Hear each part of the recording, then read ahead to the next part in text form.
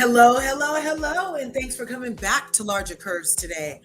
This is going to be a really special live, you guys. It's going to be, I found a Risa Tisa similar story on the Instagram, not on TikTok this time.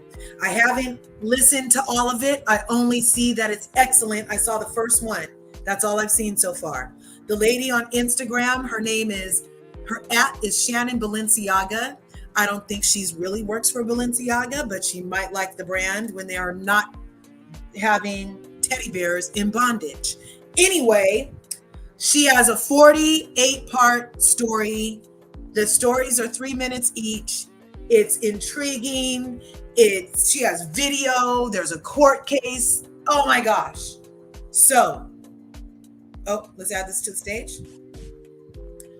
And then let me make it so I like it. Like that. And you guys let me know if you can hear her okay. Yes, thanks for coming back, Bianca. Thanks for being here, Dustin.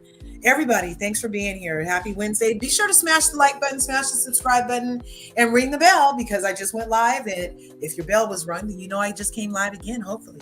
So let's get started with Shannon Baleciaga's stories. Let me know if you can hear this okay. It might not be finished, but we're going to see what this does. So, guys, I've been dealing with the court system. So, unfortunately, my first time in my entire life that I've had to go to eviction court. And this too can happen to you. So, let me start off by giving y'all a little backstory. This is part one. So, I've been living at this complex for 10 years. 10. I moved at this complex in 2014. And the reason why I moved to this complex in 2014, it was brand new, had just been built. I was one of the very first tenants that lived there. And I moved there because the previous building that I was living at, just right around the corner, Midtown Buckhead in Atlanta, Georgia, the security guard at 9 a.m. in the morning, I was coming home from a nightclub, an AG party. Hey, Alex. I went to an AG party. Then I went to the after hours. Then I went to probably the studio or went to the hotel. I can't remember what I did, but it's either one. That's was my everyday plan that we always did. The security officer took a key because they were doing a multi-million-dollar renovation of the property, and they hired some illegal immigrants to paint the building. And so they hired a security company to secure people's properties because they had to watch the illegal immigrants. But it wasn't the illegal immigrants that was stealing. It was the actual United States citizens and the people that y'all hired, the security company, to watch them who were doing the stealing. So I came home 9 o'clock in the morning. I went in my house, closed the door, took a shower, got into bed. And if you ever understood being in that comatose state, but you could still sense somebody watching you, I was laying on my back and I just felt.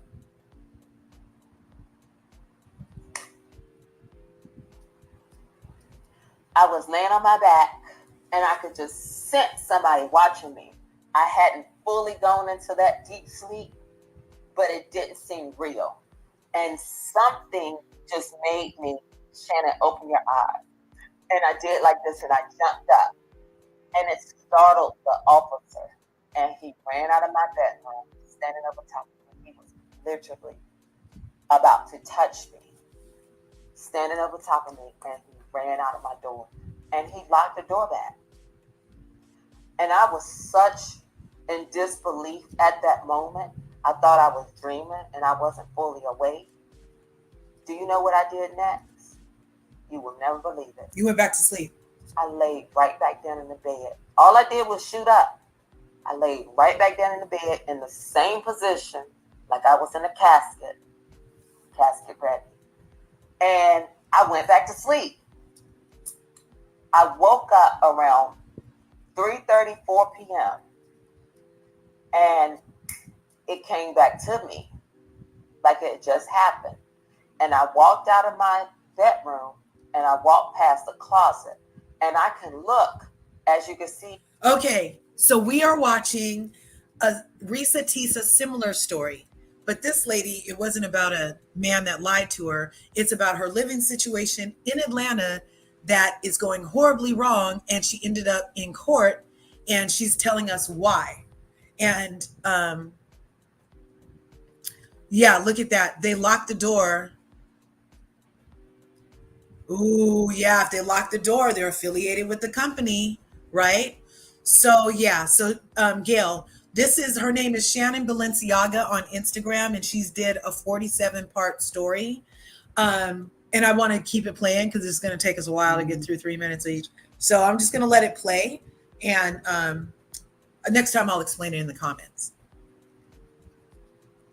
It's not that organized, but you can see it's not organized yet. Just I moved into a new place. Bear with me. We're going to get there. But as you can see, I'm so organized that I can tell if somebody takes, I will put something down like this, and you see how that label is facing you. Most people will pick some up and they set it back down, but they will never ever face it back the way. And I can walk past something and I can instantly tell that ain't right. I got a disorder. And so I walked past the closet and I noticed. No, I don't think she's a TS though. That my Hermes belt is missing because I had a rack of belts on the door to the closet. And I immediately was like, this motherfucker stole from me. And so I called down to the leasing office and I informed them that I had a theft and I was almost assaulted in my bed by the security. As well as I called the cops because I'm like, I need to file a police report at this point in time. The police came, a detective came. No, the police officer came and took the report. And they have to pass it on to a detective. That was the first day. I was late. Paul, really? That looks like a woman. I love you, Paul. Happy belated birthday. I hope your birthday month was excellent. But Paul, really? It looks like a lady to me. No. Okay. Maybe that's why her name is Shannon Baleciaga. Well, I don't know. Is she doing this for fame then? Is this a clout chase? She did a 48-part story similar to Risa Tisa on Instagram.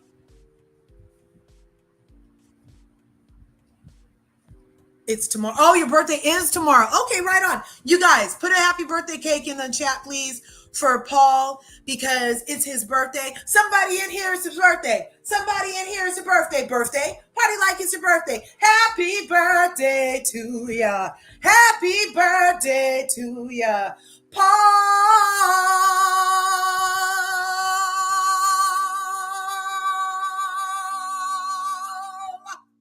Yeah.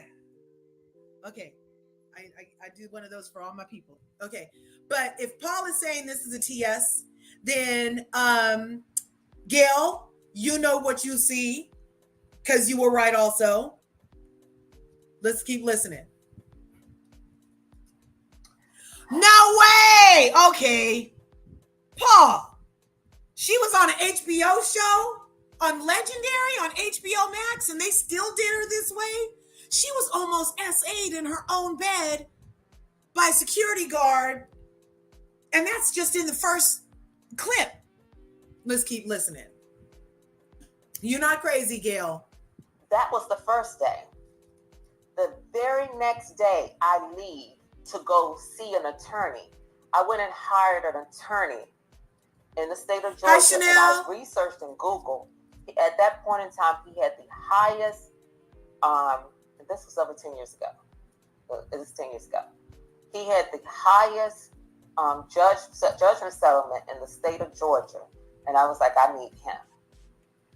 I went to his office. And by the time I did my running around and I left my home, I went and bought a new computer and some other odds and ends. A MacBook. I came home and I put it on the counter.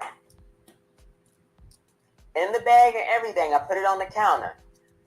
Thank God I had the receipt in my purse. Do y'all know I came home and all that shit on the counter was stolen? No!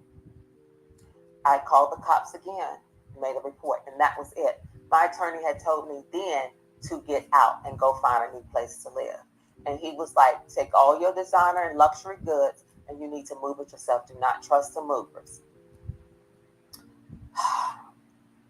The very next day, all it took me was 6 hours to pack up my house because I'm on it. The very next day, I fleeced to a new facility. I got up and I moved to my new home. I informed them of what's going on, that I'm moving because security tried to come in my house and rape me. And I want to use that word correctly. The security officer tried to rape me. I told the detectives this. And this is Atlanta. Do y'all know both of the detectives was black? One of the detectives was getting ready to retire that I didn't even know he was because he wasn't even trying to do his job. And the other detective, he was fine. And I'm the type of woman that I'm going to use my sexuality to get what I want and when I need to get it, if I have to work into my favor. And so when it comes to men, we as women, sometimes you have to turn on the charm. And especially when you know ain't nobody doing nothing and they don't believe you, or they're really not trying to do your job to bring justice for your favor. So you got to figure out a way to fix it. So the detectives took down the information, and I'll never forget the detective said to me, the one that was about to retire, he said, a belt.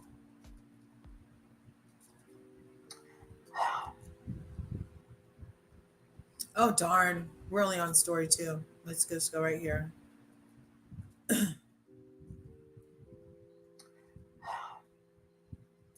That was the first day. The very next day, I leave to go see an attorney. I went and hired an attorney in the state of Georgia, and I researched in Google. At that point in time, he had the highest, this was over 10 years ago. It was 10 years ago. He had the highest judgment settlement in the state of Georgia. And I was like, I need him. I went to his office. And by the time I did my running around and I left my home, I went and bought a new computer and some other odds and ends. A MacBook. I came home and I put it on the counter. In the bag and everything, I put it on the counter. Thank God I had the receipt in my purse. Do y'all know I came home and all that shit on the counter was stolen? I called the cops again, made a report, and that was it. My attorney had told me then to get out and go find a new place to live. And he was like, take all your designer and luxury goods and you need to move it yourself. Do not trust the movers. The very next day, all it took me was 6 hours to pack up my house because I'm on it. The very next day, I fleeced to a new facility. I got up and I moved to my new home. I informed them of what's going on, that I'm moving because security tried to come in my house and rape me. And I want to use that word correctly. The security officer tried to rape me. I told the detectives this. And this is Atlanta. Do y'all know both of the detectives was black?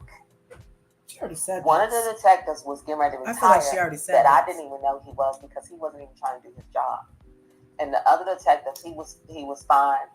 And I'm the type of woman that I'm going to use my. Oh yeah, we definitely already have that one.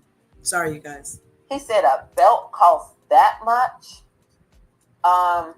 I don't believe it. And so they both came to my house at the same time to inspect.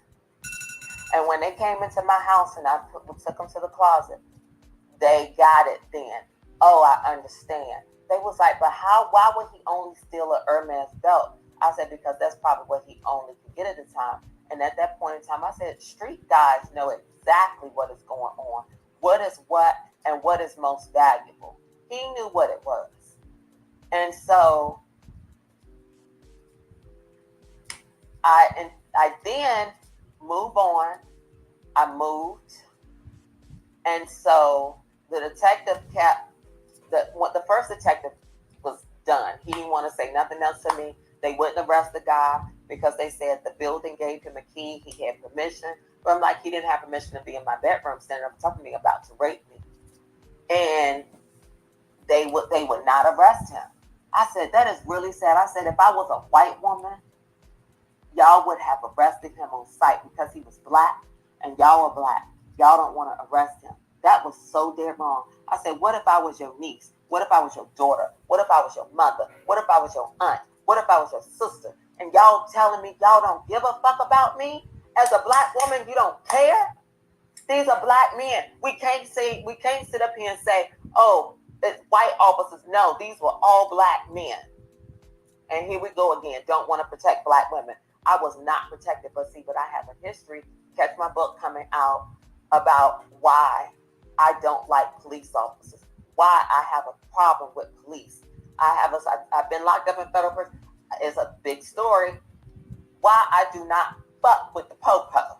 This is the reason why. Because the popo, even your own skin color, don't fucking give a damn about your life.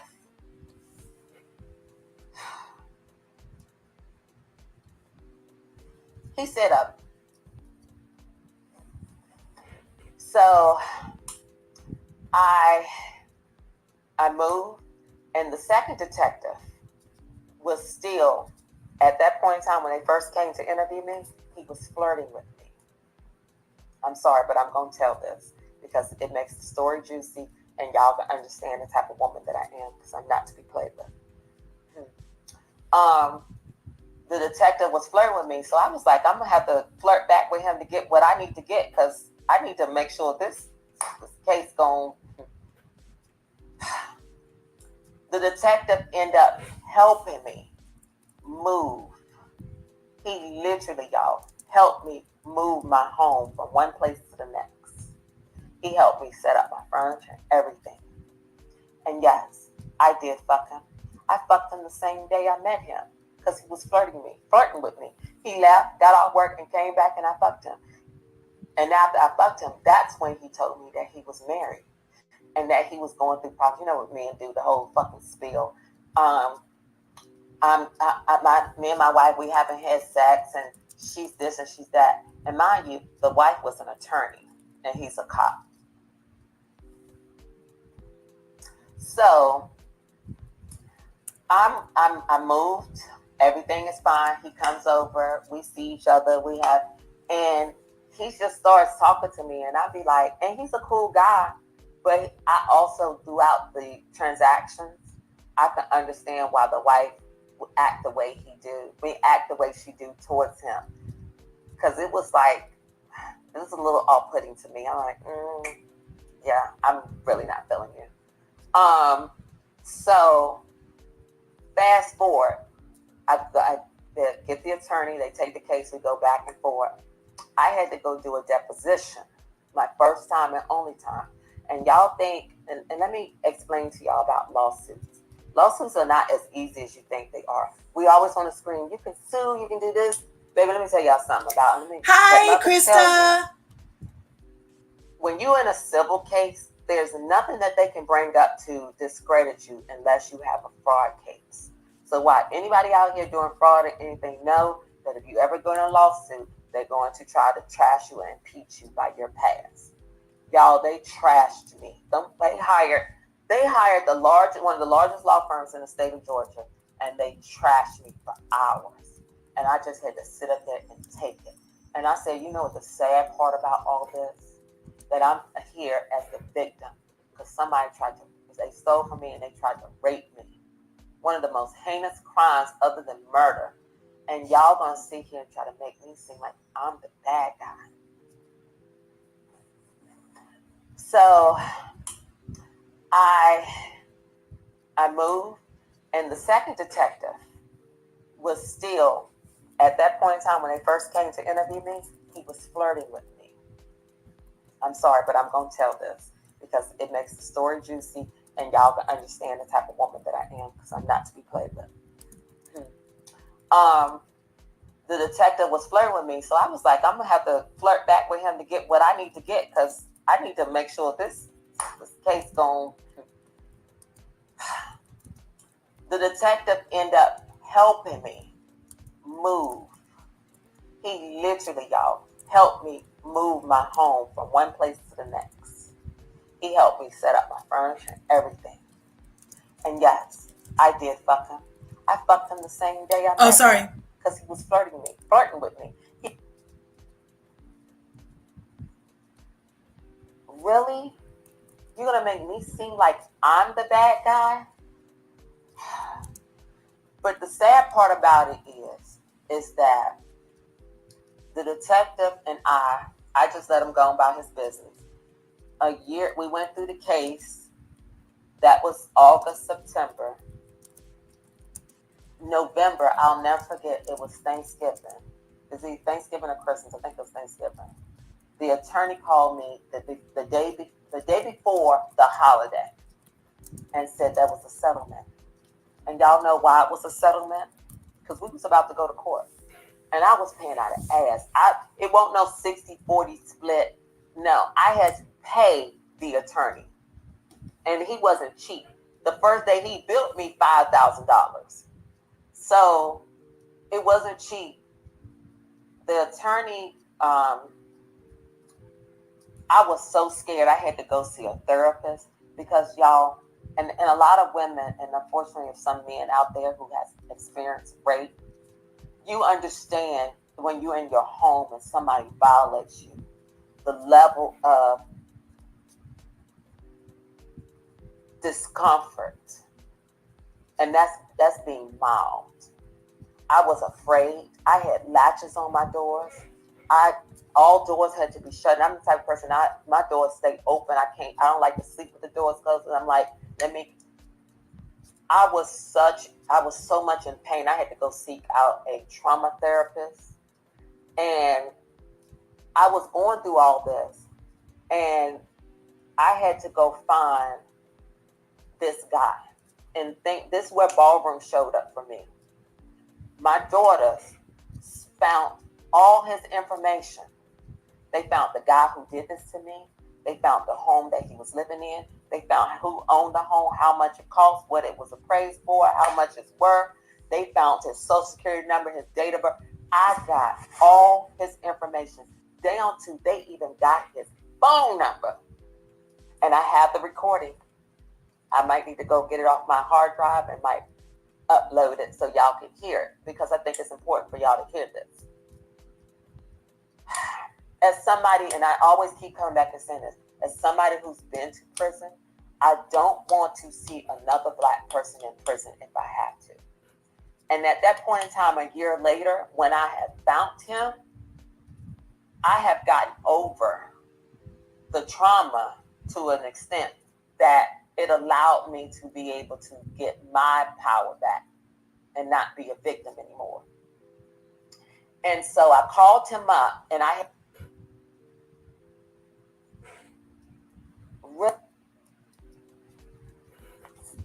So I called him up and I told him, I want you to talk to me. I'm here. I just need you to tell the truth. This is not about you at this point in time. I think the people she's calling her daughters are from the show Legendary. She was a house mother to ballroom dancers, you know, the whole voguing scene. And so she was the mother of the house. And I think those were her daughters in the house. And that's who she said, I believe, helped her locate this man that did this to her. Yes, she is a transsexual. Yes, she was on Legendary. I put these two things in the comments right here. Legendary HBO. Okay, let's keep going. I'm not going to. I need you to go to police with me. I need you to video record and swear out the conversation on camera. I will sign paperwork that the police cannot prosecute you.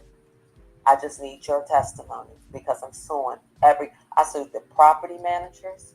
I sued the property manager in the company. I sued the insurance company. I sued the security company. I sued the owners. I sued everybody that can be sued in this lawsuit but him. Because I'm like, you don't have anything, but they did. And so I never watched Legendary either. I had him on the phone and the guy stated, I saw you coming in from the club and you look so good. And I just wanted to come in and get a look at you. And that right then in that moment, it validated the fact that what I've been telling him for the past year, that this guy came in my house to rape me. He was the security officer in my building and came in my house at 9 in the morning. I don't care how y'all think you being safe, how secure you can be. I got a gun, I can do this. No, there was no possible way that you would have got him. And at that time, this was Midtown. It was so secure, so safe. I didn't have a security alarm system. I didn't have cameras. As you can see, y'all wonder why I got cameras all over the place. It's because of this situation. I didn't have an alarm system. I didn't have cameras. I didn't have to worry about none of that. At times I could leave my door unlocked, keys in the door, packages in the front, and nobody would touch nothing. And then that too, there was not a lot of this. You understand? So, and then if you know about Atlanta, Midtown is the white gays. And it was just safe. It was super safe. Y'all, it was a time. We had a time back in the day in Atlanta. So, and I have to be very honest and transparent about that so that you understand, get context and stuff with it. But when he said that he came in my house to rape me,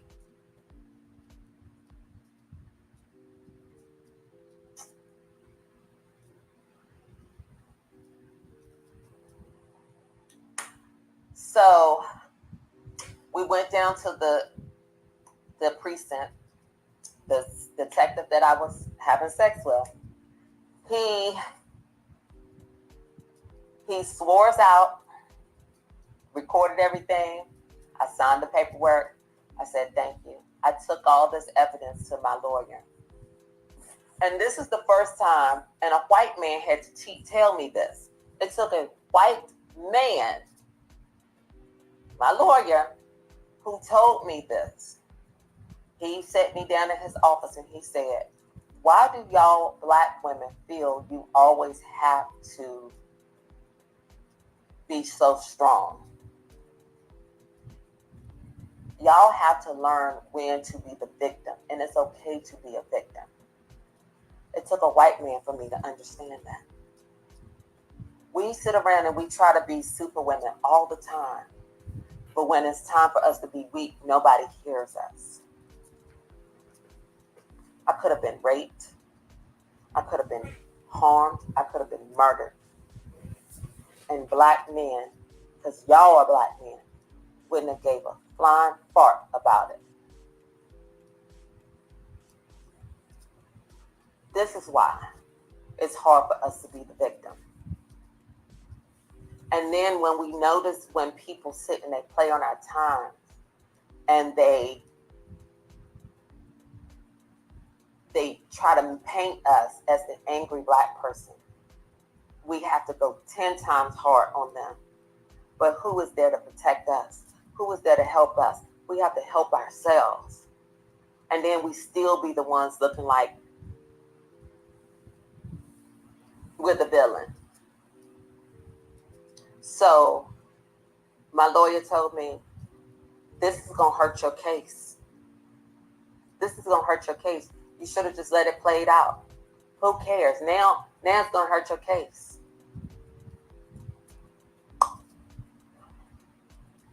So when I did that, the insurance company for the security company apparently had let their coverage lapse at the time. And the insurance company told them they better settle or they're going to drop coverage from them. So that's how my case ended up getting settled. Do y'all want me to be honest with y'all, or do y'all want me to wait for the book to find out? Actually, I'm not going to tell you that. I'm going to wait for the book.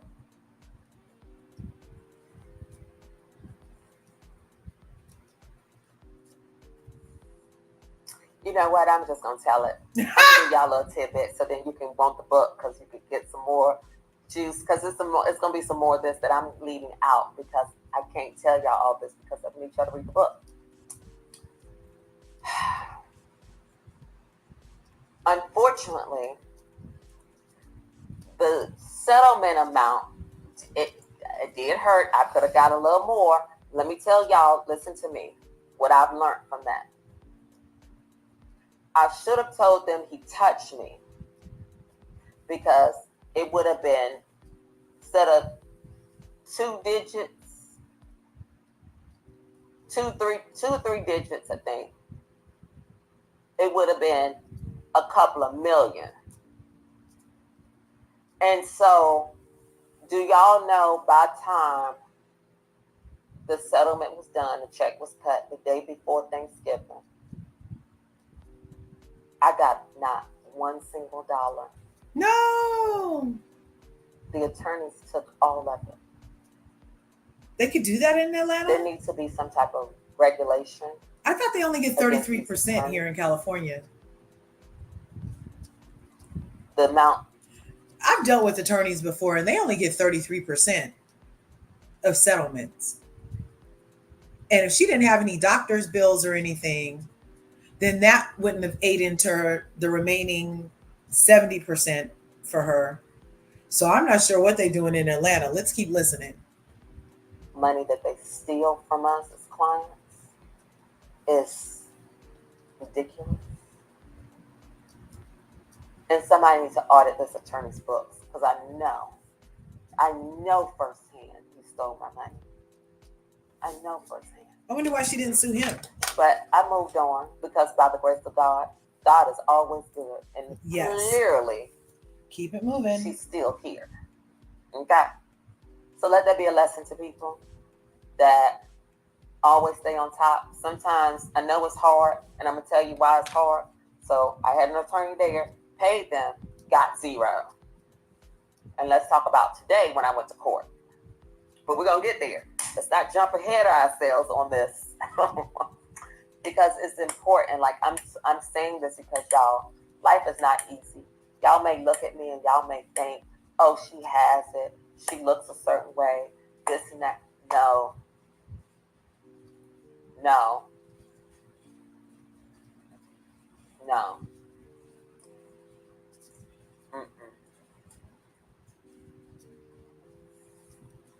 You know what? I'm just going to tell it. I'm going to give y'all a little tidbit so then you can want the book because you can get. So, again, I moved in 2014. So I lived at this property, and I'm just going to tell y'all the property name. I lived at 1185 Collier Road in Atlanta, Georgia. And it was such a beautiful property. It was gorgeous. It was brand new. It was just a really beautiful place to live. Well manicured. It was quiet. It was all white people. I think I probably was one of three people that was black in the entire building. You know, when brand new buildings happen, they don't allow certain people. They don't allow our people in. And I appreciate that. And I'm not going to lie. And I'm going to tell y'all the truth. And I'm going to be honest, because I ain't going to do nothing but be honest with y'all. I don't like living around my people. And y'all know why. Unfortunately, my people don't know how to act. And y'all know it's true. Y'all don't know how to act. Y'all don't respect your communities. Y'all want to sit out in front of y'all porches. Not all. I'm just saying the ones that do. So if you take an offense, it's talking to you. Y'all don't know how. Y'all want to play loud music. It's just a whole lot of crap that comes along with my people that I don't want to live around. I like living around white people because white people, they respect their property. They respect their community. Not all, but I'm just saying those in these certain communities. They respect their where they live. They respect their neighbors. They know what a community is, and we all have to live in it. So we all make sure that it's done and kept well. And it was so true. And there is a such thing called white flight, and it was true. And that's when I knew I should have got the up out of that place, because y'all, when I say the white people fleeced, and my black ass was still there, I was the oldest resident that was still living on the premise, the last person. And everybody, the other people left during COVID when they started going up on the rent $700 to $1,000, and they tried to go up on me to $700, but I told them no. I said I was one of the very few people that was still paying rent on time during COVID, and ain't never been late, ain't never had a problem. And y'all not gonna treat me this way because I can take my money somewhere else. And you know they came back, and you know how much they charged? $100. You gotta know how to speak up for yourself. And so, living there, everything fine. I'm the type of person. Y'all know my history. I went to federal prison, 40 count indictment for stealing $17.5 million. You understand? If you ain't watched, go on over to vh1.com or get on your TV. Go on over there, pull up, and see about the story. So, me owning a home is just not where I'm at because of that. And so, and I'm fine with that. You know, you give or take. I don't know where I want to live at because you never know what happened. But this is just the honest truth. This is just the honest truth. These last 10 years is the first time in my life, and I just turned 42. These last 10 years is the first time in my life that I have not had to deal with the police coming to my house. That's a feat for me, that I have not had to experience that. And so I'm proud of myself for that. So I got comfortable. I didn't want to move. And I'm the type of person that is sentimental things. Let me explain why it's sentimental and things, and I didn't want to move. During COVID, I had, I'm going to talk about issues that the building didn't want to pay for, that I end up coming out of pocket and paying for. And I transformed my unit to my little safe haven. And I changed everything out in the place. So I painted, did all these different things. I could have stayed there another 10 years because I didn't have a problem. One thing I've learned in life is, especially by going through my case, live way beyond your means. Way below your means. Because you ain't never got to worry about getting fucked up. I don't need to prove anything to anybody. I'm not trying to keep up with the Joneses. I'm not envious. I don't begrudge. I don't care. I don't want nothing from anybody. Nothing that you have. I'm fine. What I like is what I like. What I want is what I want. What I want to get something, I will get it. Best to believe that.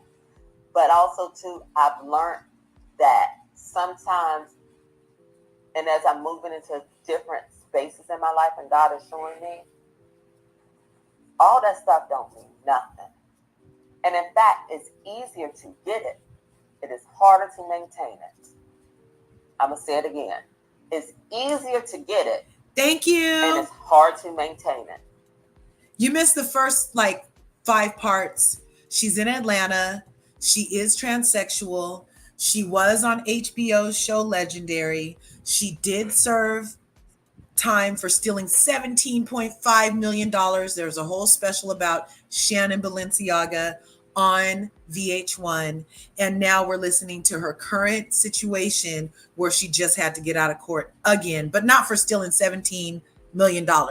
Continuation. Oh, I went to. Let's go ahead. Have all these different things. And she said to me years ago, she sold everything. She was like, I don't care about this stuff no more. And for the first time in my life, I understand it. When you've had it, when you've been there, done it, you don't care about that stuff no more. That doesn't bring you no happiness, no peace. The joy you get is the same. It's the same high that I was getting when I was doing in the midst of my fraud and my addiction. And I have to work at addiction. My addiction is no different than a drug addict. It's real.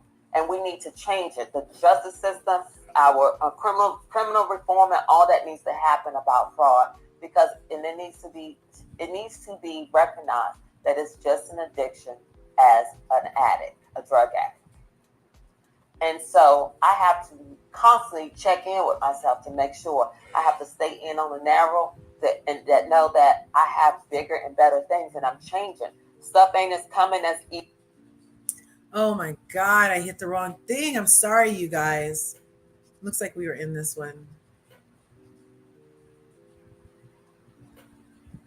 He said a belt costs that. No. My bad. Really? You're going to make me seem like I'm the bad guy? Oh, we already did this. Sorry. You know what? I'm just going to tell it. I'm going to give y'all a little tidbit so then you can want the book. Oh, you need to hear it over anyway? Okay, here. Let's start here. You know what? I'm just going to tell it.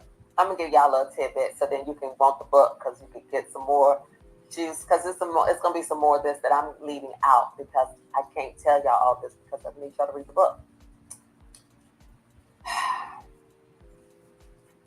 Unfortunately, the settlement amount, it did hurt. I could have got a little more. Let me tell y'all, listen to me, what I've learned from that. I should have told them he touched me, because it would have been, instead of 2 digits, two or three digits, I think, it would have been a couple of million.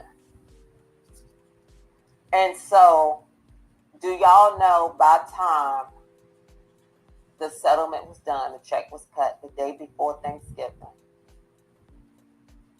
I got not one single dollar. We heard that already.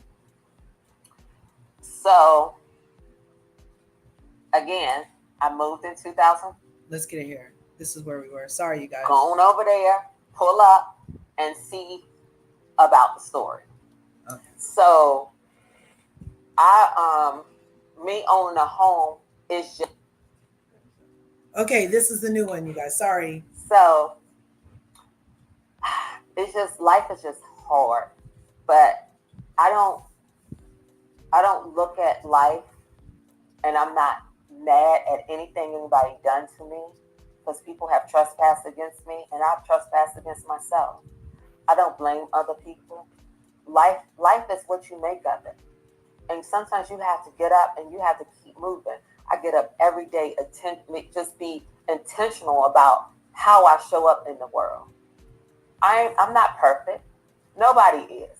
I damn sure try to be, but I've learned for 30 years of trying to be perfect. In my 40s, I'm learning that my imperfections are my perfections. Yep, perfectly imperfect. I've learned to love myself. I've learned to look in the mirror and love me. And I won't change me for nothing in the world. Um, and I'm unapologetic about it. And that's what I've realized what people don't really like about me. It's the fact of the matter. I'm unapologetically me. And I'm always going to be me. Sorry. I don't care. And I won't change it. So,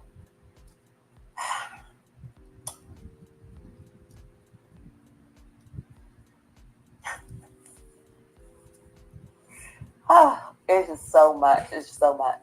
So, I lived at this building, 1185, 10 years. Everything was so wonderful. I mind my business. I'm the type of tenant, mind my business. I got all the security cameras. I see everything. I mind my business. Like incidents happen where property manager will call me and ask me for my video camera footage because a guy copped the squat right in front of the door and the kids were getting ready to come home. It's people is a mess. And then turn around and they sell the building and the same property manager get the attorney to send me a letter of cease and desist. If I don't remove my cameras, they were going to file an eviction for me, that I'm in violation of my lease. Like, just stupid crap like that. So then you have to learn to skate around the rules. So I had security cameras, I'm extra, all on the outside of the windows. So I had to take them off the structure because that's against the rules, your lease. And I took them and I put them on the inside window. Slave. And so I beat the system. See, I always learn how to beat the system because isn't that what they do in Congress? Isn't that what our lawmakers do? Isn't that what Donald Trump do? Baby, I have learned. The one thing that I have learned through my federal trial. One thing I've learned through my federal trial is do not mess with other people's money. Use your own. The best advice I've ever given myself. So let's get back to it. So everything is going great. I mind my business. I don't mess with my neighbors. I don't talk to my neighbors. I don't do that. I'm a strong believer in don't eat where you shouldn't. I don't. So, and I had the great, perfect setup. I didn't have to see anybody. I had a walk up. So I can get out of my car and go right into the building. And at the time, because it was, I told you, it was a bunch of white people and not black, the building was built in the old hood of Atlanta because the gentrification is starting to happen. So they pushed all the people out of the projects. But when you do that, those black people that you displaced,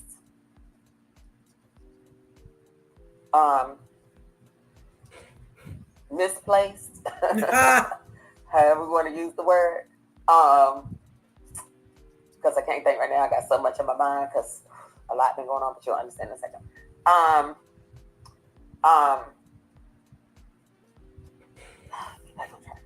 So all those black people that y'all have pushed out of their community, they're going to terrorize us because they know what the ins and outs of over here in this community is.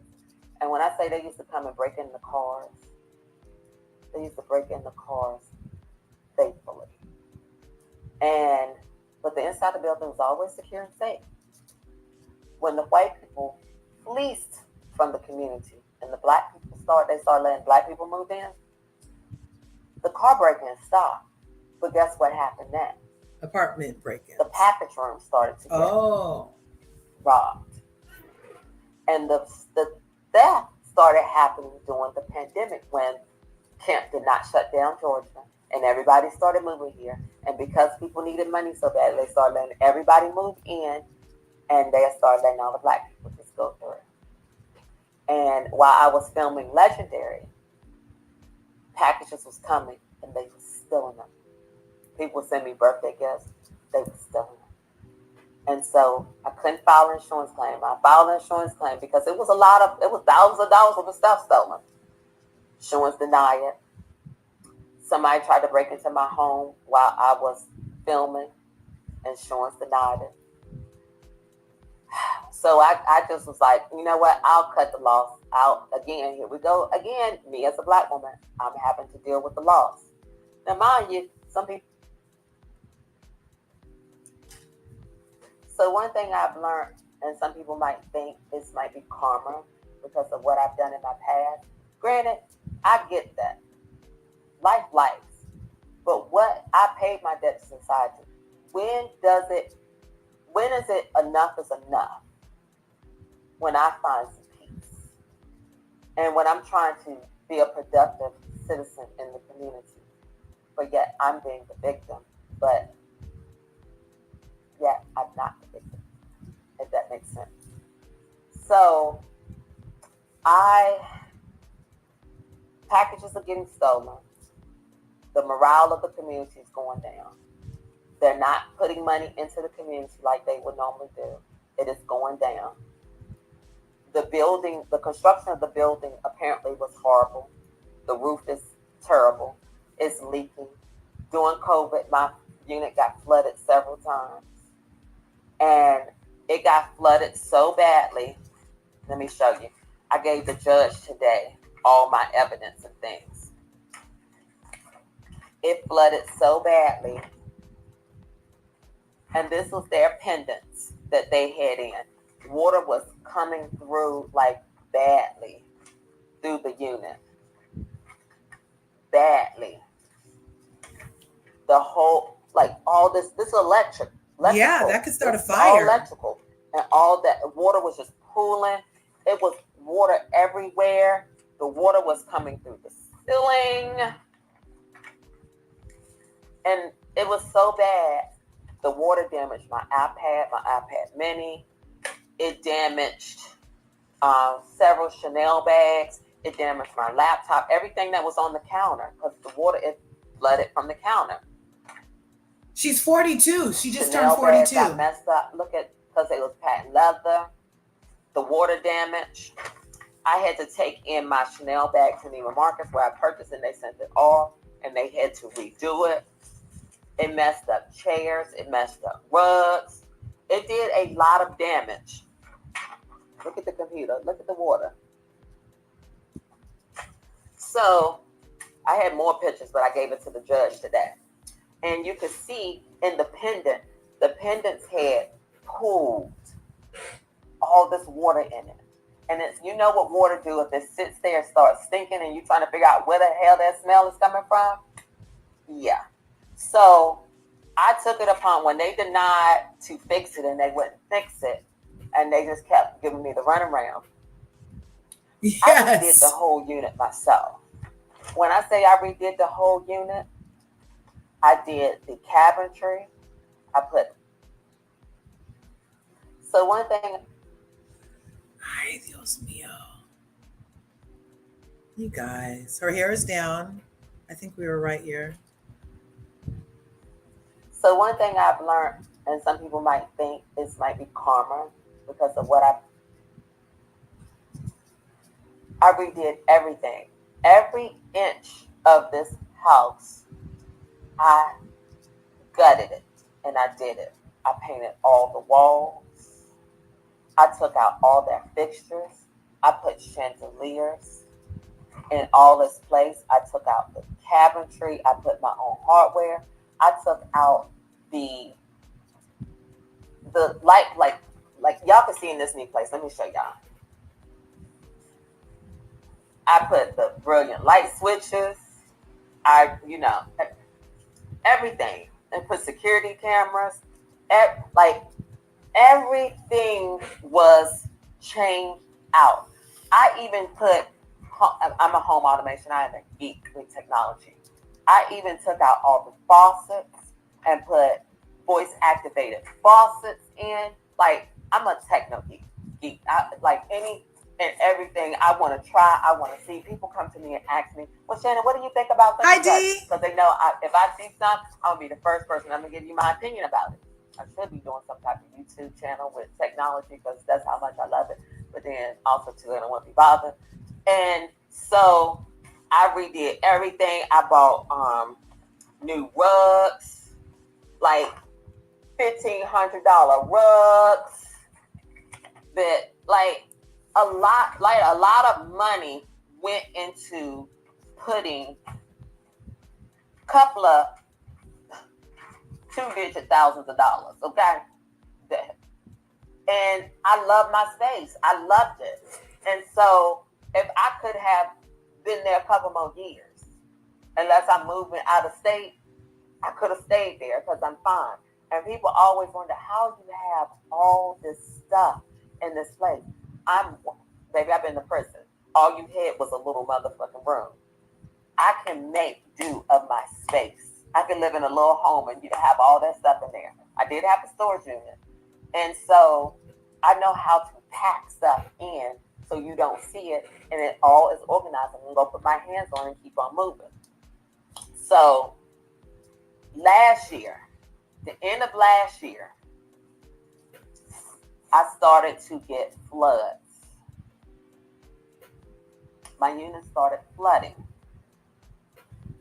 They came in and they put a new dishwasher in my home. I've been there going on 10 years. This appliances starting to break down. And so appliances not as good as they used to be because the stuff they put in was some garbage. And they put a brand new dishwasher in my house. And the guy did not unplug it and turn off the water valve. And it flooded my unit. Wow. There was mold. I was filing complaints with code enforcement in Atlanta. Y'all not doing y'all job. Andre, I need to call Andre. Y'all not doing y'all job in Atlanta because we have filed complaints and nobody came and checked. Nobody called. Nobody did anything. There is and I'm telling it here for y'all to see, 1185 address 1185 Collier Road in Atlanta, Georgia, 30318. Go shut them down. Go find them. Go look. You'll see. You will see. There is mold. Y'all, when I say the mold problem is so badly in this building, I have a photo that I gave the judge today outside of my door. You can look up at the ceiling. I took a photo. The whole ceiling was black, full of mold because of the water damage. And do you know what they did? They painted over it. Oh, that's not okay. They painted over it. And so the water was leaking into my unit. I kept telling them there's mold in my house. Y'all need to do something about it. They didn't do anything. So last year, when Beyonce came to concert in Atlanta, and I was running around doing all the things that I was doing for B-Day in Atlanta, I was going through this problem. And my unit kept flooding. I kept telling them. They sent the Asian lady, and this is the first time I ever seen this, because normally contractors are white men. First time I ever seen an Asian lady. I was like, okay, come on now. The Asian lady came in my house and went under the sink, and I said, y'all, this been happening for years, and y'all have not done nothing about it. And I've been nice, but I can't be nice anymore. Y'all need to come fix this. She came in, and y'all, when I say, y'all know what she did? She took this board and made a board and put it in the bottom of the sink. She didn't take the mold out. She didn't gut the cabinet and take it out. She just put a plywood over top of the problem, the existing problem. And I called and I emailed the property owners and managers, and I said, this woman just came in and she just did a patchwork. She did nothing. She didn't fix anything. She didn't take anything out. She just put some plywood over top of the existing problem. She was like, no, she fixed it. You're just complaining. You don't know what you're talking about, blah, blah, blah. I said, you got a choice. You can either come and fix it. There was mold.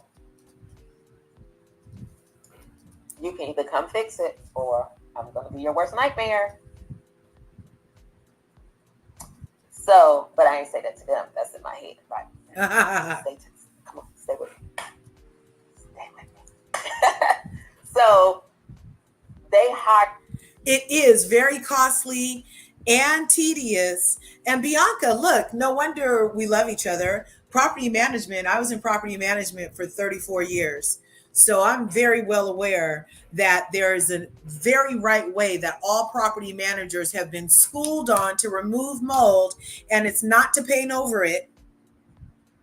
That is not the proper way to get rid of mold. You're supposed to cut out the area with hazard gear on and freaking replace the sheetrock or whatever other wood might be affected behind it, because it can come back. It's going to be recurring. Not to mention the fact that under sinks, a lot of apartment guys do this. They just put a new board down and leave it all wet and soppy under there. And that is something that they're supposed to fix. It's a health hazard. It's highly toxic. It can affect your health for years after the mold is gone.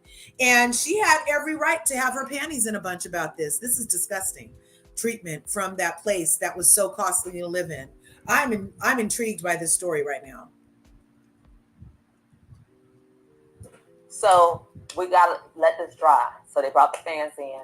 I had to let it. So here we go. You can either come fix it, or I'm gonna be your worst nightmare. So, but I ain't say that to them. That's in my head, right? Come on, stay with me. Stay with me. So they hired they can't keep staff. That's how bad this company is and this property. They can't keep staff.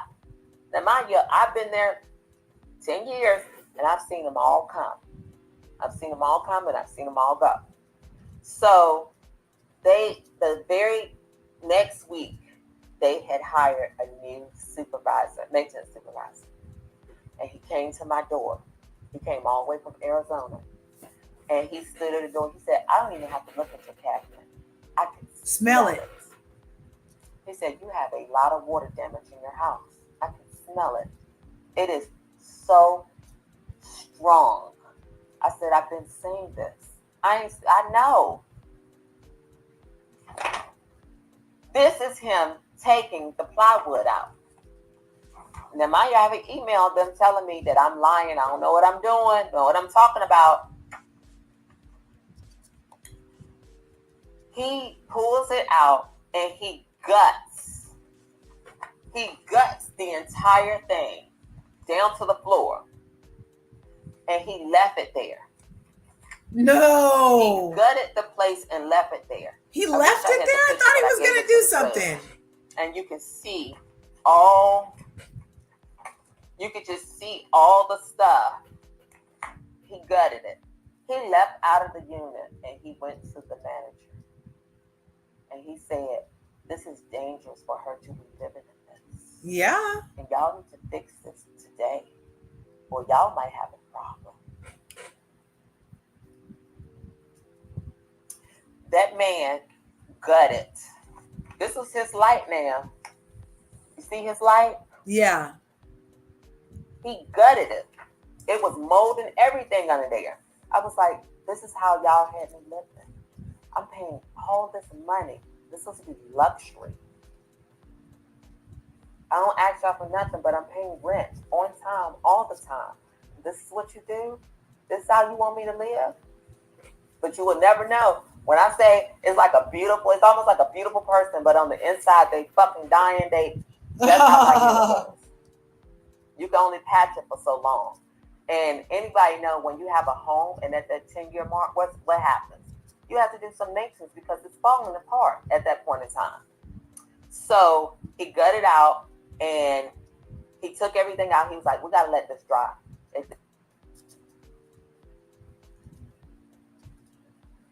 So we got to let this dry. So they brought the fans in. I had to let it dry for a week. It took a full week. Yes, that's how much water it was. It took a full week because let me tell you why it took so long. They kept sending maintenance down to fix the problem. I kept telling them it was leaking.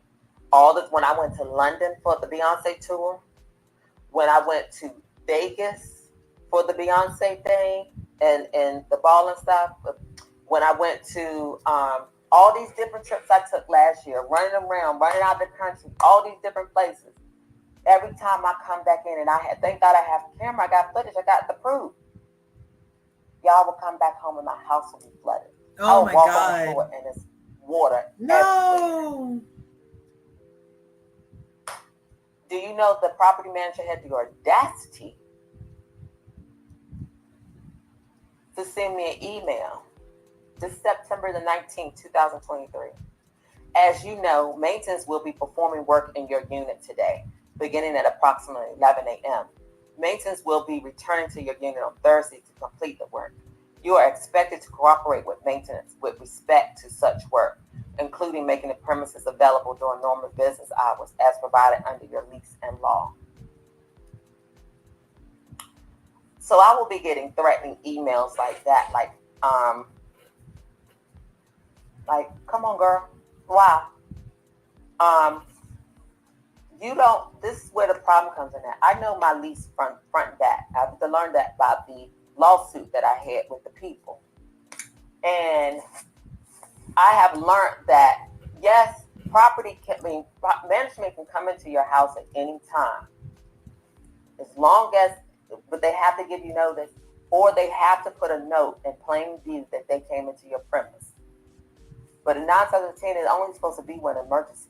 Yeah, fire, flood, or blood. Then they don't supposed to be coming into your house. Like, come on now, you're not gonna play with me. So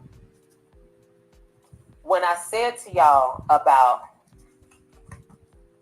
and I showed this before, how I said,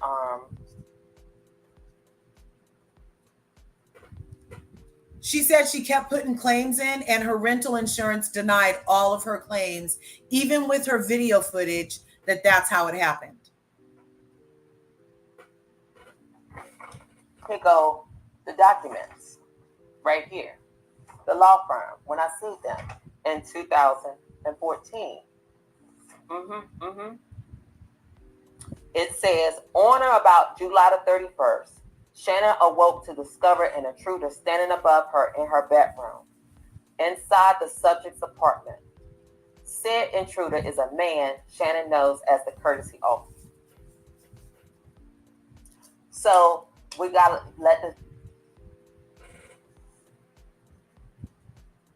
Since the time the intruder illegally entered the subject's apartment unit, now formerly occupied by Shannon, she suffered a series of additional intrusions, which were made by using a key to her door lock, causing Shannon to experience ongoing emotional trauma, mental anguish, and loss of thousands of dollars in personal property, which was stolen from her unit. As a direct, foreseeable result, Shannon had to move from her premises. And I have lived there approximately 5 years. As you see, I have a history. When I move somewhere, I stay there for a long time. I don't like to move. Because clearly, this is a lot of stuff. Who is moving this stuff? I put this stuff up like I'm a two-belt diva. I actually put the stuff up myself, not the chandeliers, but all the rest of the stuff. A lot of work. And it's a lot of work to unpack, and all that stuff. So I got proof on proof. So nobody can ever tell you lie. One thing, what they always say, people lie, records don't. And I got the records, and the numbers ain't lying. So getting back to them. So it had got so badly that the property managers and owners refused to talk to me and told me that I was not allowed to come to the office or talk to them. And they would CC their attorney on all communications. This is August, September of last year. And the attorney is CC'd on here. And y'all, I'm going to add a clip of the attorney later from court today. Y'all going to see this man is a mess. So I'm the type of person, I always go through a little research. I should have researched the property manager today, but I didn't. That was my only mistake. But I researched this man, and I saw his reviews and stuff. I just allegedly, I'm going to say this because I don't got time for them. He was giving me racist white man, and he just was angry how I've been handling them, because I've been handling them for months. Mm-hmm. I ain't no fool. I'm not no pushover. I'm gonna give it to you. So his reviews was bad. People did not like him, and I'm gonna post it up so y'all can see, because y'all can go do what y'all need to do with him, because this is over with at this point in time, and I'm getting ready to give y'all all the tea. So if you ever come across him or you need to hire him, don't, because he's some shit. So anyway, this man,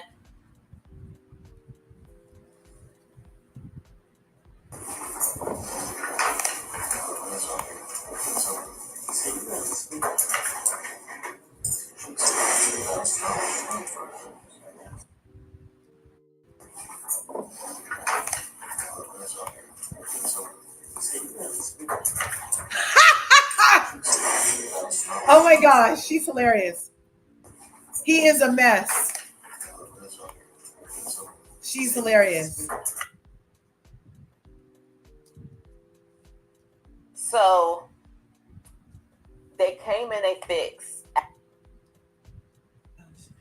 After a week, they came and fixed the mold problem and stuff. They put in, it basically was a patchwork. All it is Band-Aids. That's all they did.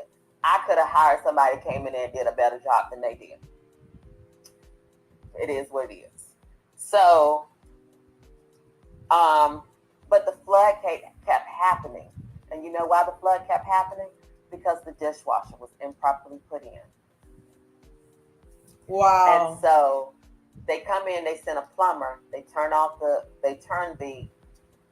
went to electrical box and turned it off, but they never turned the valves off. And you run the water, you do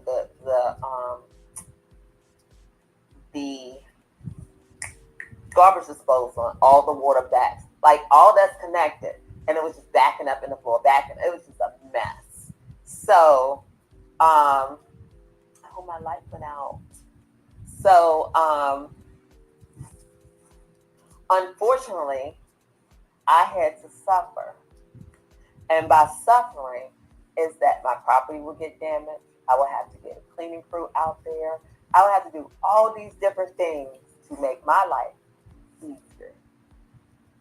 That I shouldn't be spending money for, because I'm paying rent. Like, right. Make it make sense. Make it.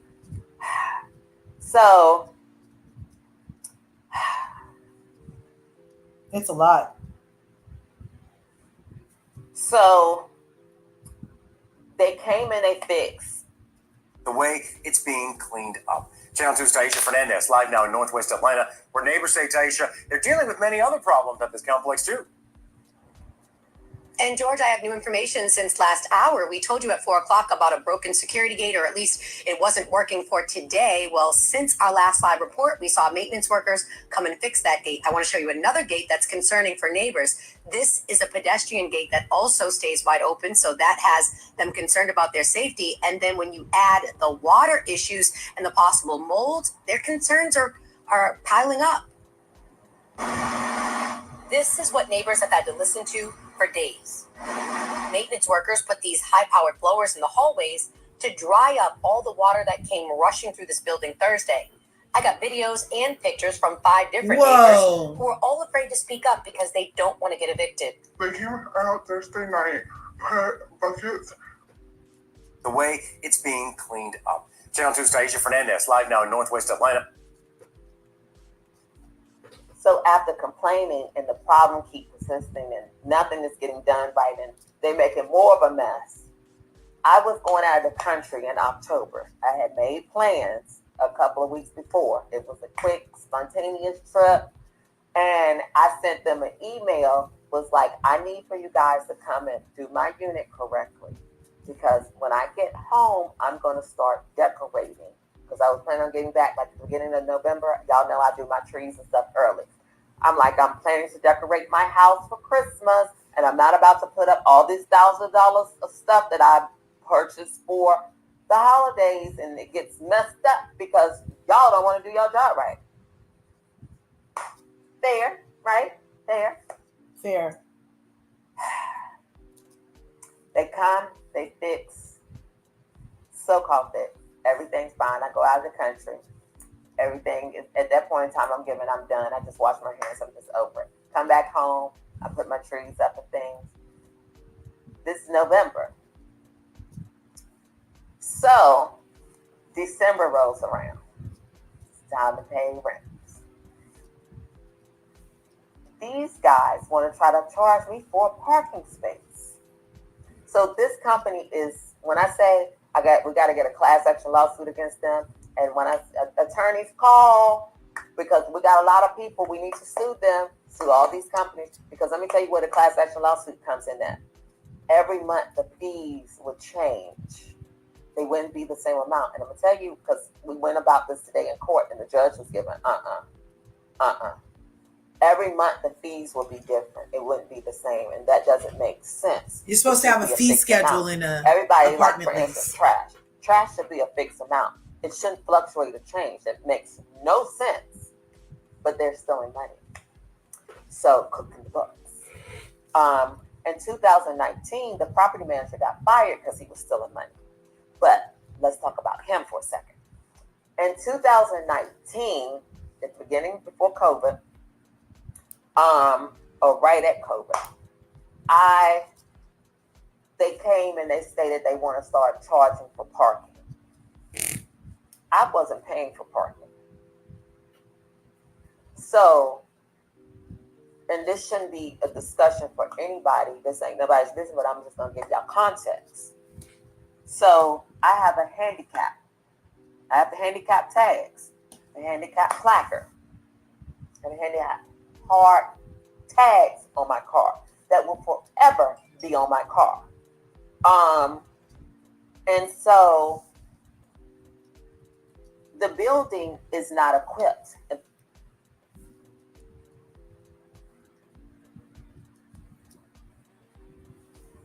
So they don't have the front of the building equipped for handicap accessibility. And I know about the handicap laws. It states that for every 50 parking spaces, you have to have a handicap or something. Space. And there's only 2, but there's more than 100 spaces. So I went to HUD.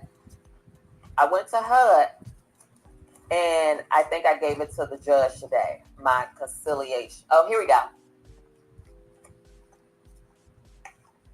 I cover my name. I went to HUD. You see that 2019? You see that HUD? Play with me if you want.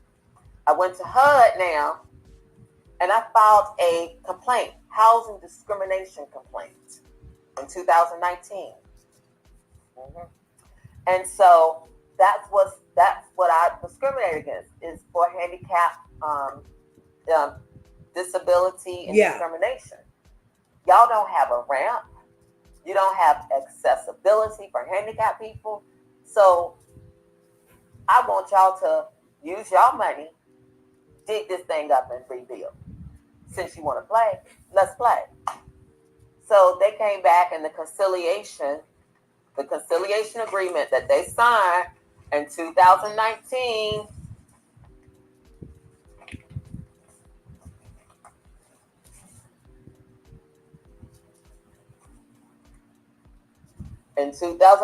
that they signed. Okay. That they signed stated, and I gave the judge, the property manager emailed me, and he said, you will get a parking space outside of your home until the day that you leave, free of charge. Clear as black and white. Wow. He also typed the letter up and he stamped it with the company seal. And I watched him put it in my file. He put that in my file. Y'all know you get a file. Put that in my file. So I was like, okay, this conciliation form and all these signatures and stuff that the United States Department of Housing and Urban Development sent me.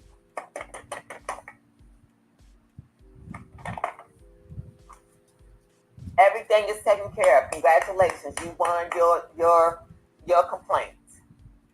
So they issued me the parking space free of charge. Well, because I was making all those because they were I was making all those complaints about my house, my flood. I spent thousands of dollars to make my home beautiful. Beautiful. Don't mind this. I just moved. I'm still working on it. I got to get the chandeliers and stuff out. This ain't even it. Stay tuned. But as you can see, okay. I bet they took it out of her file and acted like they didn't need to act on it. I've been at properties like that before where the important paper comes up missing because she just made a point to say, I saw him put it in the file. Let's see what she says. They want to try to start charging me for parking space. I sent an email. I called them. I stated, why am I being charged for parking and I get my parking for free? They wouldn't talk. They wouldn't say anything. The property manager at the time, sent me an email back and said, well, send us proof that you're supposed to get this for free because we don't see anything in your file. Girl, stop playing with me. You took that out of my file and you're playing with everybody else because you're not letting them know. You're being an asshole. See how people want to play in your time? But see, but they wasn't aware that I had the email. I had the HUD thing. They didn't care. I sent it to them. They charged me a late fee for December. I'm coming back from London now. Mind y'all, I went to London for Beyonce's premiere of her Renaissance tour. Remember, a Renaissance movie. Came back to this mess. So they took off the rent, the late fee and the parking fee for December. And I instantly paid the rent. But y'all, they would have never said that to me. This is how grimy they are. They didn't say nothing about that they was taking off. I just happened to look and it was removed and I paid it. I said if I didn't pay it, they would have said, well, we removed it and we still gonna charge you. This is how you have to stay on top of your business. So they gonna do that to me. I paid. I'm thinking everything fine. We all get back to regular scheduled programming. January rolled around, and y'all know these sucker punks put that fee back on my thing. And I had the email I sent them, and I called them, and I was begging them. I said, please remove this fee so I can pay my rent. In the email, you see me, I said, it is the 2nd of the month and the rent is due on the 3rd. And I'm not able to pay my portion of the rent minus that fee because it will not take anything if it don't take all of it. Right. And I said, I'm not paying it because I know about the law. If I paid it once, they're going to hit you later.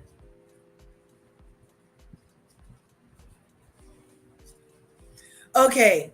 What are you confused about, Ann? It sounds like the people in the place were playing with her and that so she's currently being evicted, it sounds like, because they illegally charged her parking fees. So you have to stand your ground. And I knew that I was in the right. And I was not going to allow them to play with me. So what I did at that point in time, I was sending, they didn't take it. I mean, they wouldn't change it. I called them. They wouldn't change it. I got hit with the late fee. And I said, oh, y'all want to play now. So y'all don't care. She sent an email to me and stated, as I stated before, moving forward, you will be paying for parking. And if you don't want to pay for parking, you can move your car. But if you do, you're going to be paying. I said, no, I won't. And I'm thinking because I'm from up north, the DMV area, that you can go into you can put the money into escrow. Here in Georgia, it's a landlord-friendly state. They don't care about the tenant, and ain't no escrow here. And so I keep emailing them like I can go put the money in escrow. The money is there, but what? I've been living here 10 years. What's the problem? So They don't care at that point in time because they want me out. The amount of money that I was paying for this unit, and let me tell y'all how prices have changed, and it's really ridiculous. Like Georgia, y'all gotta get this together. I was paying $1,700. The average for my unit, for my location now, the average is $2,300. The way the systems are set up out here, Annie, is had she dropped her check off at the office and they would have had it, they would have told her they can't accept it because it's not for the full portion. Similarly, when you log into your tenant portal to pay your rent, it expects all fees and does not allow for any amount. So if it says you owe $3,030.03, it will not accept any amount except for $3,030.03. It will not allow you to pay $3,030. It will not allow you to pay $3,000. You can overpay, but you can never underpay the amount that's due on your tenant portal. And none of the tenant portals I'm associated with accept partial payments. Even if it's a roommate situation, they would have needed to put all of their money into a account and then pay the rent from there, because the portal only accepts one complete payment. If they were paying in check to the office, then the roommates could have put two checks equaling the $3,030.03 in, but they would never have been able to pay a lower amount. That's the way these things go for renters. And when I was trying to find a new place, trust me, I was pricing these things, the type of life I like to live. I was like, damn, this is why y'all want me done, but y'all could have just said it. Y'all could have just said it. This is what the price is now in Georgia. Y'all going to make everybody homeless. You're going to fuck around and you're going to find out. And so, anyway, I went to, they wouldn't let me pay. So, with Georgia, they don't play. The 5th, they go and file eviction. January the 5th, they filed an eviction against me. January the 5th, 2024, for $1,700. And because of the cyber attack in Georgia, the case did not go to court until March. And let me tell you how messed up the court system is. And they don't want to talk about it, but now I can talk about how messed up it is here. And that people need to do an internal investigation, but they probably won't. But let me tell y'all how fucked up the judicial system is here in Georgia. They send out these late ass fucking notices. So you have to stand your ground. And I knew that I was in the right. And I was not going to allow them to play with me. So what I did at that point in time, I was sending, they didn't take it. I mean, they wouldn't change it. I called them. They wouldn't change it. I got hit with a late fee. And I said, oh, y'all want to play now. So y'all don't. Sorry. So you have to stand your ground. And I knew. File in court. So they filed on her in court. Yeah. So they file a case in court, and that's what she's talking about. It's for court. She had to show up in court. That I was in the right. And I was not going to allow them to play with me. So what I did at that point in time, I was sending, they didn't take it. I mean, they wouldn't change it. I called them. They wouldn't change it. I got hit with a late fee. And I said, oh, y'all want to play now. So y'all don't care. She sent the email to me and stated, as I stated before, moving forward, you will be paying for parking. And if you don't want to pay for parking, you can move your car. They make y'all judges and lawyers. I mean, judges and prosecutors. And then you sit and you look down and back. Yeah. So in December, she got it taken off. And then in January, it was right back on there. She called them and she was like, I can't pay until You guys remove the fee because, like we know, once you pay it, you're on the hook. And so she refused to pay without it being the correct balance.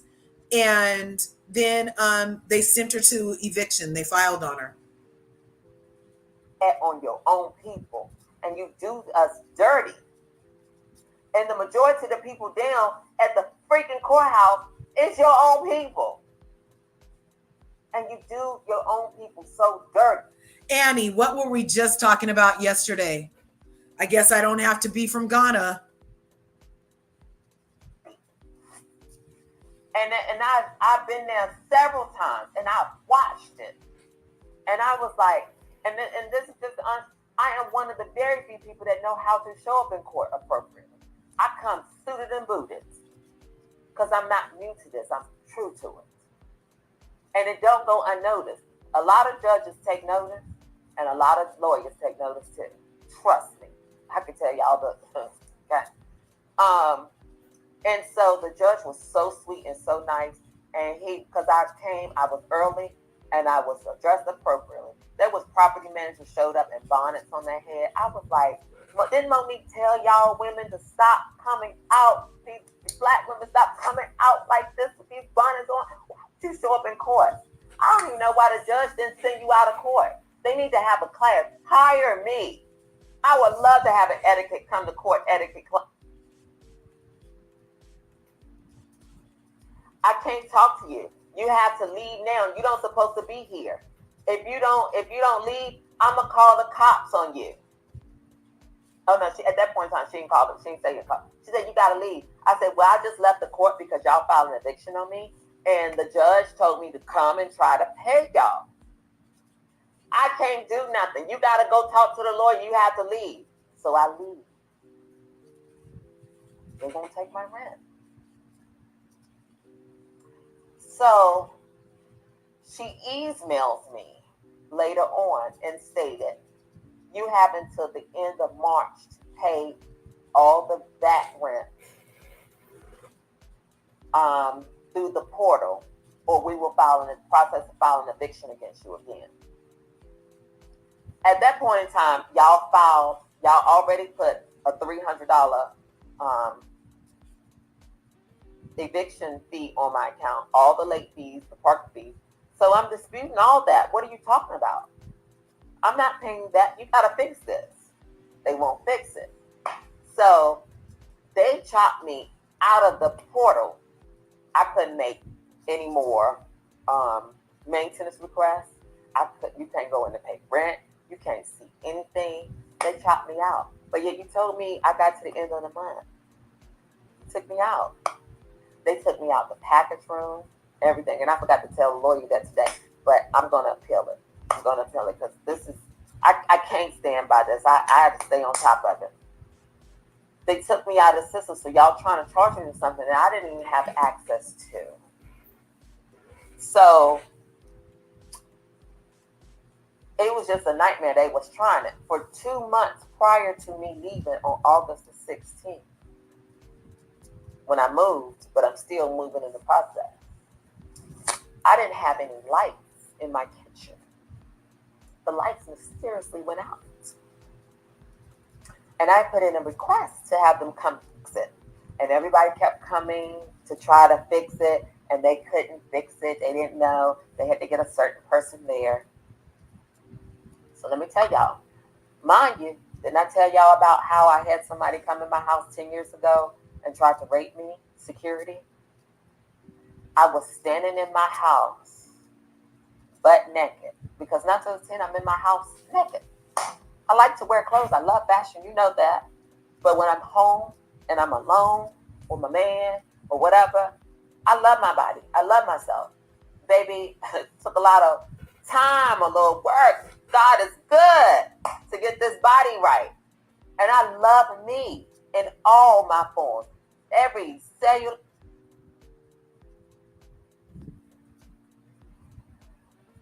Every cellulite, every dimple, I love it. I can look in the mirror and I appreciate everything about my body. And when I don't like something, I'll get it fixed. But until then, hey, when I'm at home, I like to look at myself naked. Baby, you got to love on you. And I'm going to love on all this juiciness.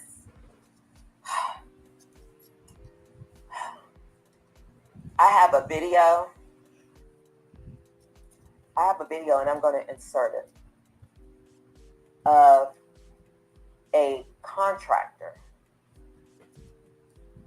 with no identifying markers on, no property staff with him. He did knock. He took a key and he entered into my home while I was standing there butt naked. And I immediately shut the door in his face. And I said, "How dare you?" And I called up there and I said, "I told y'all, and y'all know this, it's supposed to be in my file. Do not send no man." And I even put, when I did the work order, you're not allowed to come to my home without calling me prior. And definitely do not send no man to my home alone. You just had a man come to my home. I'm naked. And I don't know who he is with a key and open my door. This triggered me like no other. And I left. That's when I moved. Because I'm like, at this point in time, all bets are off. Now I don't feel safe at all. It's another level of unsafety. Get me out of here before I end up dying up in right here for somebody being stupid. This man was so freaked out. The other maintenance guys told me he was so freaked out. He said, so that's what happened. He came up here and he was like, "I'm done. I'm not." Today in court, they stated this. They lost the contract. He said he will never come work at that property again because of that incident. And they was telling me how he's such an upstanding guy. And all that. I said the most upstanding people be the ones that do the most devilish things. I said he might just be well and be cool and stuff. But what he did in that moment was a violation of my landlord-tenant rights. And so that traumatized me. Again, I'm going to keep saying it was traumatizing, to say the least. So I decided, okay, I'm packing, I'm moving, because at this point in time, I have to go. It's too much. In that process, you guys know the very next day, they booted my car. I had to call the police. They unbooted my car. I was like, I'm going to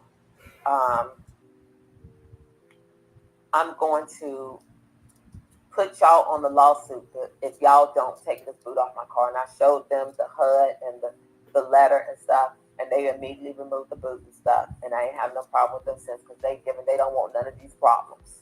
I was like, how are y'all going to boot my car? My car been here for 10 years. Y'all started paying for parking since 2019. My car been here since 2019. And he was like, a new guy, he just started working and he booted my car. I was like, but that doesn't make any sense. He looked in the system and said, your tag number is not the same. Somebody changed your tag. I said, so who changed it? The people in management changed my tag number in their system. And that's why I got booted.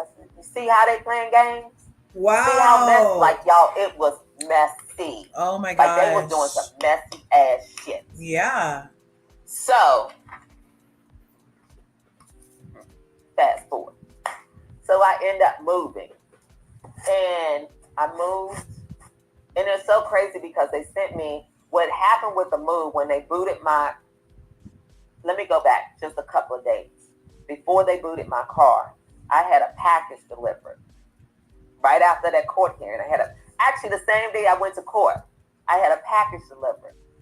And the package mysteriously was not in the package room. Then they took me out of the system, so the drivers could only lay the package down in the room, and I would have to get it. It wasn't secure, and somebody could steal it. And so that's why, even like when Beyonce and Parkwood and Sacred sent me the PR box for Sacred, the box was just set in the room, and it was set in the room the whole day before I realized it was in there, because I got no notification. And it was messed up that somebody could have stolen it, but thank God they didn't. And my hair is brought to you by Sacred. It's still sacring, because baby, this is just a sacred moment.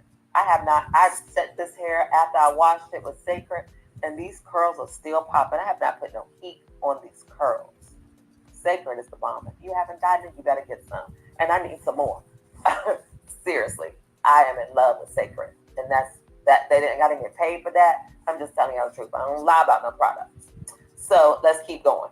So the my package was missing. Tell me why one of the people that worked in the management took my package out of the package room and put it in the office and locked it up. So the next day I had to go to the office and I called the cops. I was like, I didn't call the cops. I went to the office and I asked them to pull the cameras because my package is missing. I got a video. I have a photo of UPS delivering it in the package room. Why is it mysteriously missing? Pull the cameras and find out where my package at. And the UPS driver was standing right there, and I asked him, I said, did you deliver this? This your picture? He said, yes. And he said, I'm so sorry, the package is stolen. I said, no, it's not your fault. It's theirs because they should have never took me out the system. So this is the part that I forgot to say in court today. But when I appeal, I'm going to make sure that it is. Because I got it's a law. This is why technology is so amazing. There's a law where they removed me out the system and when she put me back for one day. So they removed me out of the system in January. And this is all the way in March. So I was without access for months and you want to try to charge me for it. So the woman and the guy in the office was standing there and I said, my package is missing. She pulled the camera. She was like, what's your name? I said my name and my a unit. And she was like, you can't be in here. You got to leave. I said, I'm not going nowhere till you find my package. Just like that. And you see, just like that can be very off-putting to people. I don't care. I'm spending money to live here. And you're going to find my package. I'm just as calm like that one, but I'm stern. I'm not going nowhere. And there's going to be an act of God to get me out of here. And just as calm like that. Because I've been to prison before. And one thing about it, I'm not afraid of going back. Oh, shit. I don't want to, but I'm not afraid. I've been there, done that. And so she gonna say, I'm gonna call the cops. You gonna what? Did this white woman just say she was gonna call the cops on my black ass? I said, call them. Call them. The white guy gets up and goes in the office and said, oh, I picked up the package. Here your package go. And because I had a nail appointment, because y'all know I don't play by my nails and my hair, I got my package. And hold on. Got to be back. Shake Shack. And thank Shake Shack for the wonderful lunch today and also the gift cards that y'all provided. I appreciate it. Mother loves you. Thank you. I'm sorry, I didn't call the cops. I went to the office and I asked them to pull the cameras because my package is missing. I got a video. I have a photo of UPS delivering it in the package room. Why is it mysteriously missing? Pull the cameras and find out where my package at. Like I just said, I'm going to take this to social media. I've been waiting and waiting. But now that y'all sit here and retaliate against me and you work for this company, you are part of it. Until you get on the right side of justice at this point in time, you will be trashed. You will be trashed. I've sit up here and lived in this building for 10 years. 10. The longest standing resident here. Have never been late and paid my rent for you guys to be treating me this way. Y'all know goodness well in my file, and I have proof that parking space belongs to me legally and binding, contract, free through HUD, and it specifically guidelines through the government that y'all are not allowed to harass, intimidate, or retaliate against me. That is retaliation. Mm-hmm. Y'all didn't show up for eviction court because y'all won't accept my rent. I had the judge dismiss y'all claim against me.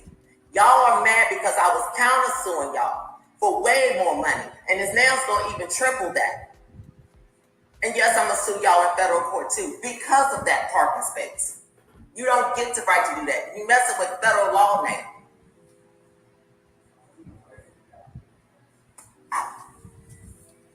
So then you need to call your property manager and corporate and tell them they need to come unboot me because clearly I have the, like I just said, on.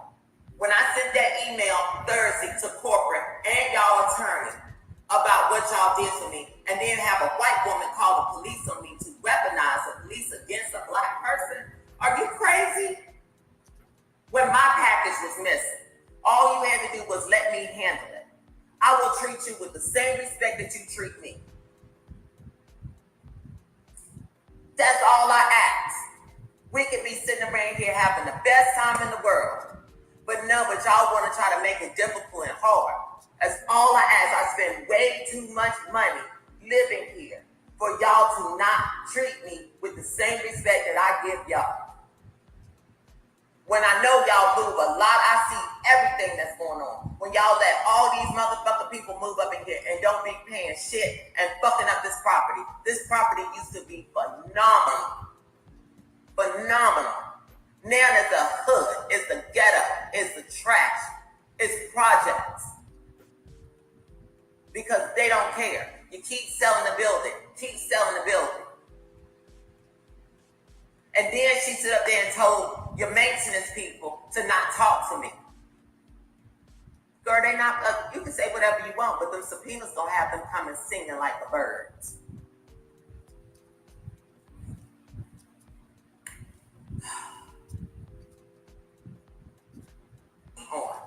When I said, so, she calls the cops on me, and I got my package and I left, and so I comes back, and on the way back home, I called the cops because apparently now in Atlanta, APD, it takes them 2 hours to get to you when you call them. So I called them on the way home. So it roughly was like an hour and 20-minute wait for them to get there because I already had previously called them. I know how to do these things there.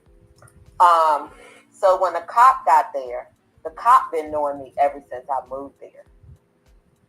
And he's so handsome and stuff. Oh, he was so sweet. But he knows me. And so, and our courtesy officer in the building is a state trooper. So they had closed the office early. And the state trooper, the APD officer was telling me, I had my packet I was showing him. He was like, damn, they really are messed up. And he started spilling me all the tea about the building. And he told me there's a woman that got evicted out of her unit illegally. And they put her stuff outside recently, and they had to bring all of it back in. And I said, wow, I wish you had known her name because we need to conversate. We need to figure it out. Because at that point, y'all, I'm thinking I'm the only person going through this. Right. And why I wish I'd known before I went to court, a couple of days later, I started seeing notices all over the building. Tell me why my building showed up on Channel 11 News, baby. And I'm going to insert that right now. Take a look. We already saw it. In those exact words. And do y'all know what I got back?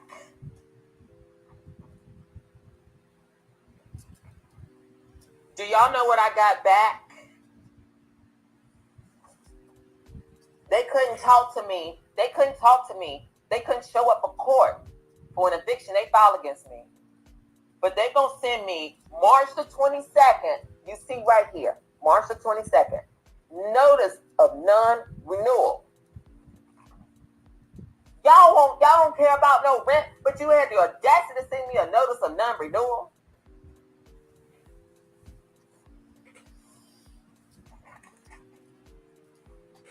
Y'all sent me a non-renewal.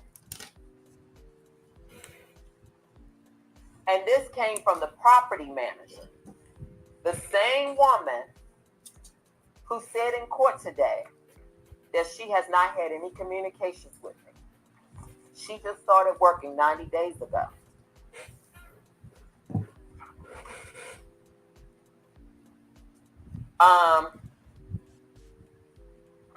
So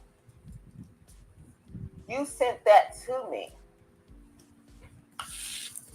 because I made a complaint against you. So I decided, let me just find me a new place. I wasn't looking. God just was giving daughter, it's time to go. Y'all, when I say it fell in my lap, I only applied to one place. I looked at two.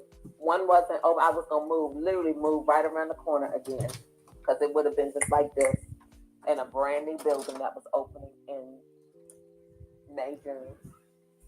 But something just said, I went and got a condo and way more space. I was like, let me just change up the situation. Let's get out of here. I'm over it. I was thinking about moving to LA because I'm not moving to LA, but something just holding me here, just like this. I'm not ready to leave Georgia yet. Then I was thinking about moving back home to DC. No. So I just didn't know. Something just holding me here in Atlanta for a second. But I'm trying to make a career move in Hollywood, but I can't do it here in Atlanta. And y'all know why. Because unfortunately, Black people don't want to see another Black person succeed. And that's just the real. I have it hard here. And this is a PSA. I'm a Black person that wants every Black person to succeed and have the most that they can have and the best that they can have and have all that they desire at all times during their life. So I'm going to counteract what she just said. Although her experience is her experience, I've had excellent experiences with our people, and I've had sour experiences with our people. I don't think it's the color of the person that's the problem. I think it's the people in the person that's the problem. Let's keep on going. And when you see my book and read it, you'll understand the depths of the crap that we have to deal with our people here. And I'm not saying, just like somebody said, it don't happen in the white community in LA and stuff, but unfortunately, in those exact words, unfortunately, my people are not going to accept me until the white man validates me. And that is a fact. And I wish that my Black people would actually help put me on, validate me, uplift me, because I have a lot to offer, than sit around and wait until they do it. Because what you don't know, when they do it, more for y'all, or I might not come back around, and then y'all get mad and talk about on the red carpet when Black people don't stop and talk to Black other Black artists people. And like Halle Berry and things don't stop and talk to y'all on the red carpet and do interviews, but they go to the white publications. Because you want to know why? It's when they coming up, it's the white publications that do interviews with them, and the Black people don't. Yes, Kevin Frazier. When I was at the BET Awards, I said his name because a lot of y'all people are scared, and I told him this. This ain't no secret. I pulled him up outside the BET Awards at the entrance door when you go in backstage. When he would not interview me on the red carpet, when Taraji made sure that I was able to interview with every publication, even backstage, but he refused to interview me. He refused to interview me for his program for the United States telecast. But yet, right next to him, E.T. Canada, a white woman, interviewed me, and they used me on that program to highlight Mariah Carey. How backwards is that? And I pulled up on him outside after getting off the stage. And I told him, I said, listen to me. I said, I'm going to be one of the biggest stars in the world.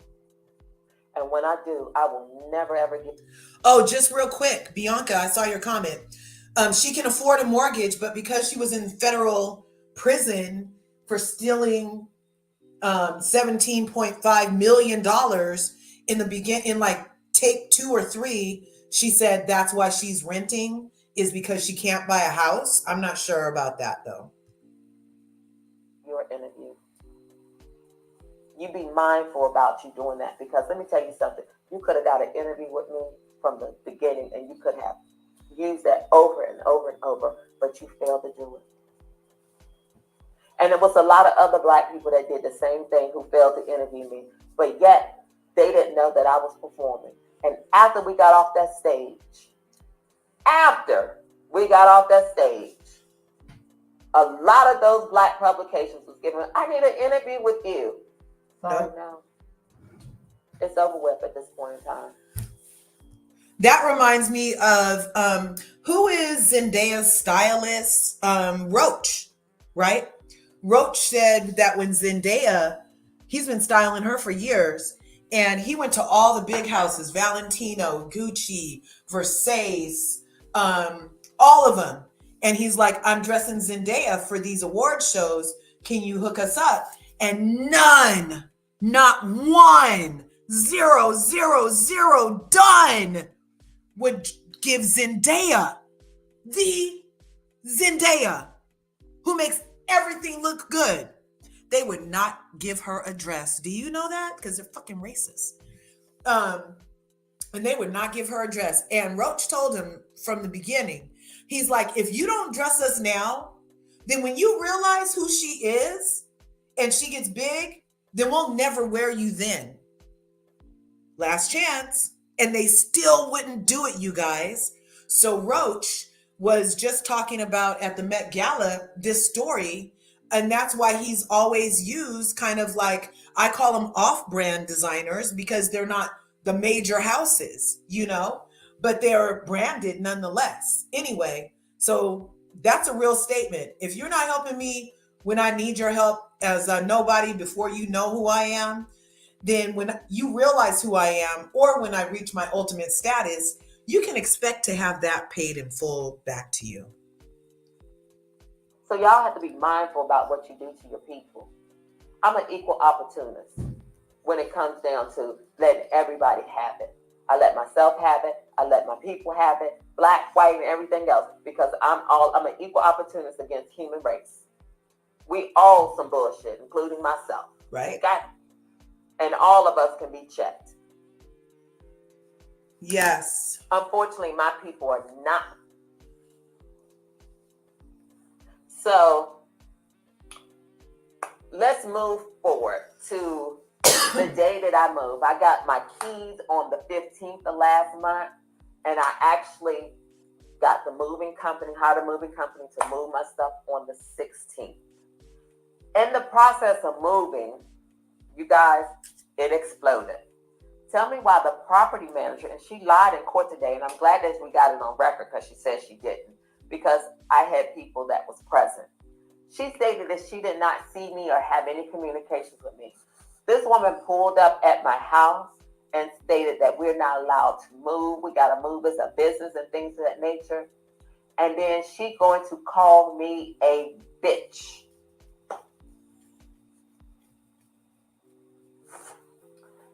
And y'all, when I say I'm gonna let y'all in. People call me my first ballroom house, my first thing. She giving a little K Michelle right here, isn't she? Just real quick. All of a sudden, I saw K Michelle, and I needed you guys to see it too. It would be like I was born a con. And I'm married into Baleciaga. So we always have this running joke. Shannon Khan comes out. Shannon Khan came out. When I tell you I had a bottle in my hand because I was drinking something, and I took it and I flung it at this woman when she called me a bitch. And I said, I ran to her car. Her window was down. I said, I don't know who you think you calling a bitch. I will fuck your ass up. Bitch, you got the right one today. Baby, that woman pulled that car back so fast and she zoomed off and everybody was standing there watching. It was like, damn, I cannot believe she called you a bitch. And I said, this is the type of person that they allow to be in this position. It doesn't matter if I'm moving. I still am a tenant here, and that is so unprofessional. And I immediately emailed them, and I was like, this is what she did.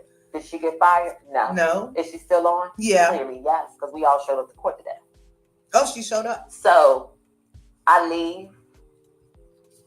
I'm keep coming back, getting my stuff, because what y'all don't know, y'all see all this crystal? All this crystal, I moved in a 2-door car. All the designer stuff, I moved in a 2-door car.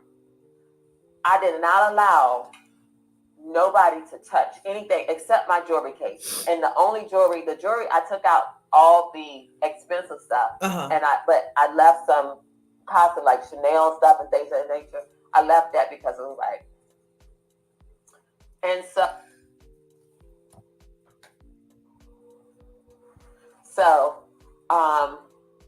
I moved everything myself, because don't trust anybody, just do it yourself. And it took me a couple of days to do all that. I was moving, like, literally, when I say, y'all don't understand how tiring that is when you do it. I did everything by myself. I had a moving company with a big ass truck, and they was like, how do you got all this stuff? Baby, y'all move that, I move this. It will be 6 and 7 o'clock in the morning, and I'm still moving. I'm going 14 hours a day moving stuff. Wow. And that's why y'all haven't seen me or anything, because life is happening, and I'm going to make it happen. I'm the type of person, I'm just going to keep my head low, figure it out, and keep it moving. But like I said, this place just fell in my lap. I literally I applied and got approved in 2 hours. 2 hours. And I was like, let's go. I already seen it. Let's go. And so God was just telling me, you need to move. But I didn't want to move because it was sentimental. And the reasons why it was so sentimental for me, and they robbed me of those moments, because it was the last place. Shane was one of the victims of the post nightclub shooting in Orlando. And that's my brother. And it was the last place that he was standing.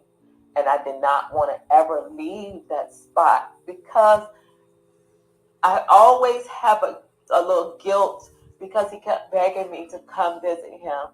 And if I would have went in there, I would have been with him in that nightclub. Even though, I'm not going to say what I'm going to say. But I would have been there with him, and it is our last moment together. And now I've lost that.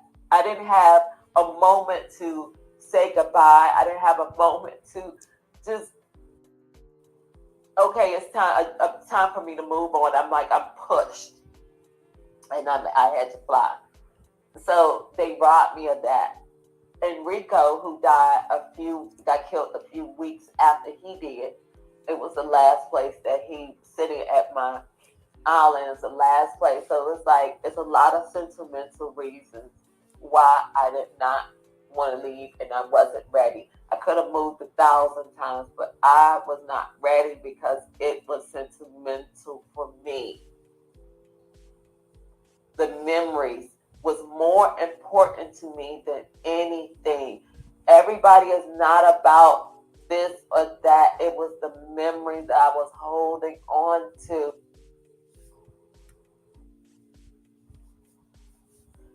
So, yeah, that's my biggest reason why I didn't want to leave, because of my love for my friends. I did not want to leave that spot. So she called the cops on me. They booted my car. I'm contacting HUD. Now, let me get on HUD now. I'm contacting HUD because the first thing in the HUD conciliation, and mind you, they made the building do classes. They had to recertify all these different things to be up to code and up to date, because excuse me, because of this. And the first thing that it states that, and mind you, I filed another complaint with her against them a couple of months before this. So it's a whole retaliation thing. It specifically states that you're not allowed to harass, discriminate. Retaliation is a violation of the Fair Housing Act. Section 818 of the Act makes it unlawful to retaliate against any person because he or she filed a housing discrimination complaint, is associated with the complaint, has counsel or otherwise assist any person that filed such a complaint, or has provided information to HUD during the complaint investigation. It clearly says that.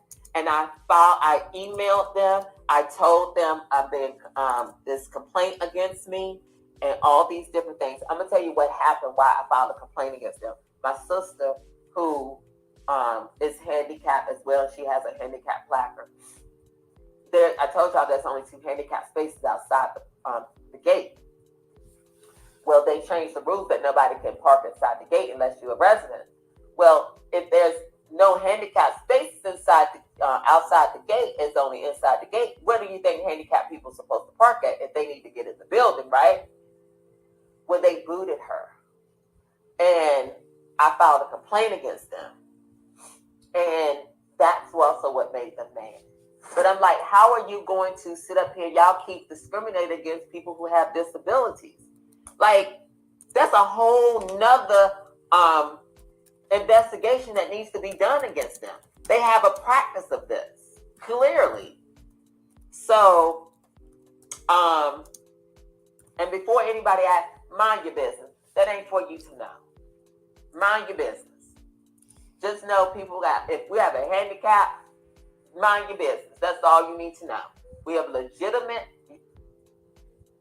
Oh. So,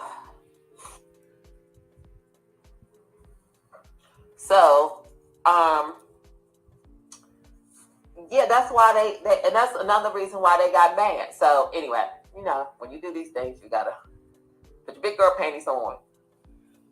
So they filed another eviction against me. So I'm left at that point in time. Do y'all know something? They sent me an email and stated that they're gonna go in my unit because I had abandoned my unit, and they gonna, if I don't respond to them in 72 hours. I sent them. I responded the same day, and I said, "You are not going in my unit. There's no reason for you to go in my unit. If you need to go, you need to let me know, and I need to be present." I specifically left my locks on the door. I changed the locks and I put code boxes and things so I could put and keep on moving. And so they're going to. Something just told me to go to my unit, and I went over there because I'm still paying rent. We're still going through the court case. I'm not turning nothing in, right? Yeah. So I go over there, and why they changed the locks? That's unlawful eviction. Legally, and this was like 10 o'clock. I just got off set from working 12 hours.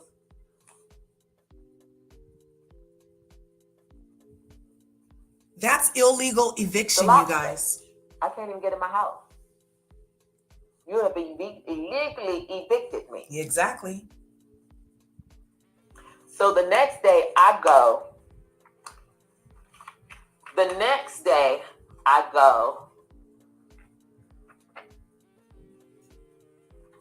and file a police report. Called cops, get a police report. Took them 2 hours to get there again.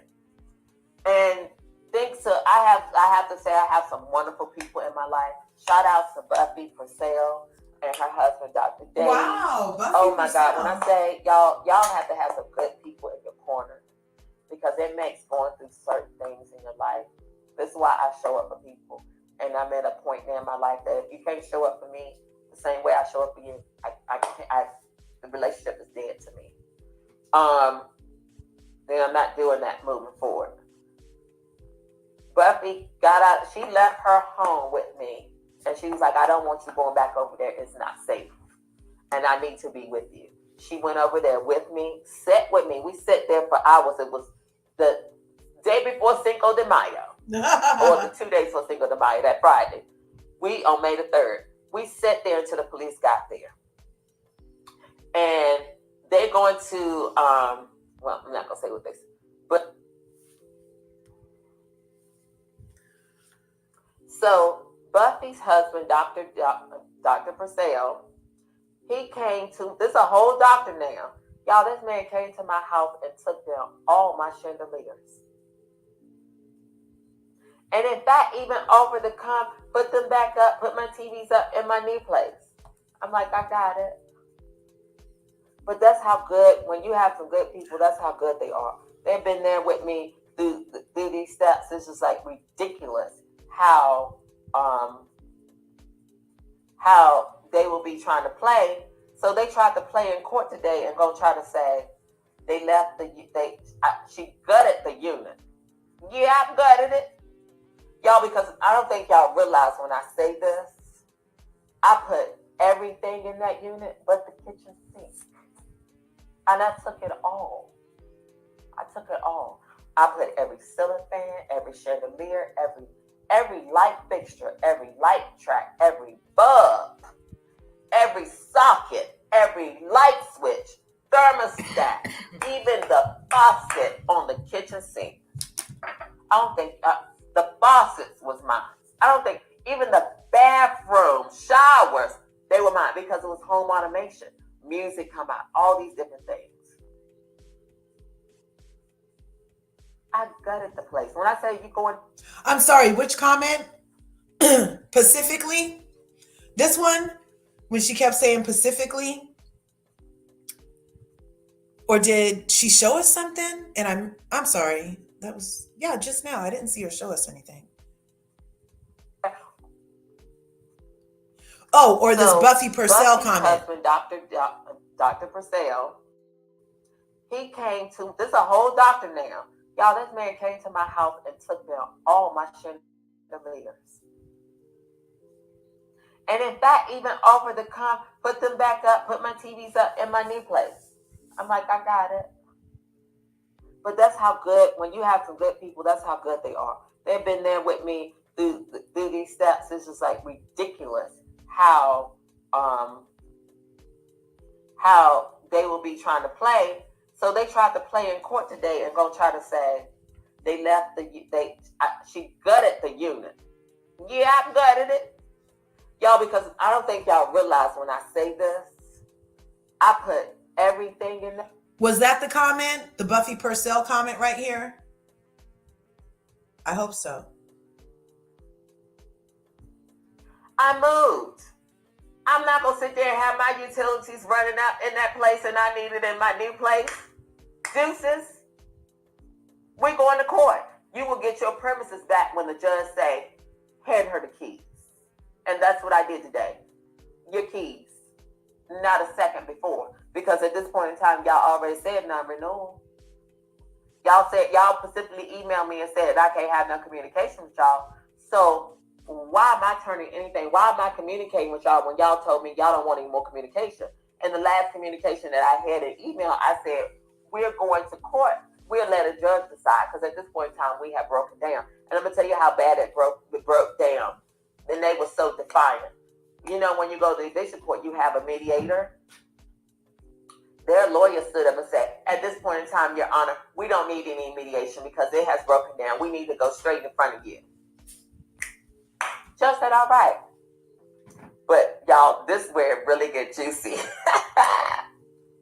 This is where it really get juicy.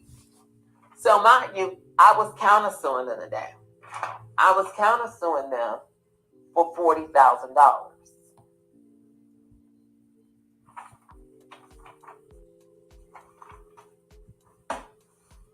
I saw it. $40,000. Don't play with me. So it was funny because these people didn't show up the last time. The lawyer showed up, property manager showed up, and the assistant showed up. And none of them, only the workers haven't been working there, but less than 90 days. How are y'all gonna show up? Who's working the office? So they sent an email out. This is another thing. Everybody's seen the news about the property, but people are so stupid. They keep moving over there like it's gonna be any different. Just dumb. And I try to protect people and tell them don't move over there, but people just still being dumb. It's not gonna change. She's doing a PSA out on Friday and stated that they're no longer going to be open on Saturdays because they're at 90% capacity and they don't no longer need it. Y'all are stupid. You paying all that money when you need help or something and they're not working. No, you do your job. That's a part of your rent. You do your job. So then they changed the hours. So they used to come in at 8. They moved it to 10. They leave early at 5. So when do you ever get to see staff? But anyway, so we get in court. They show up. They tried to act dumb today and tried to lie.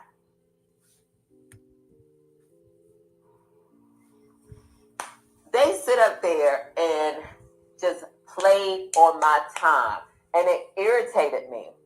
So I went in there and I represented myself.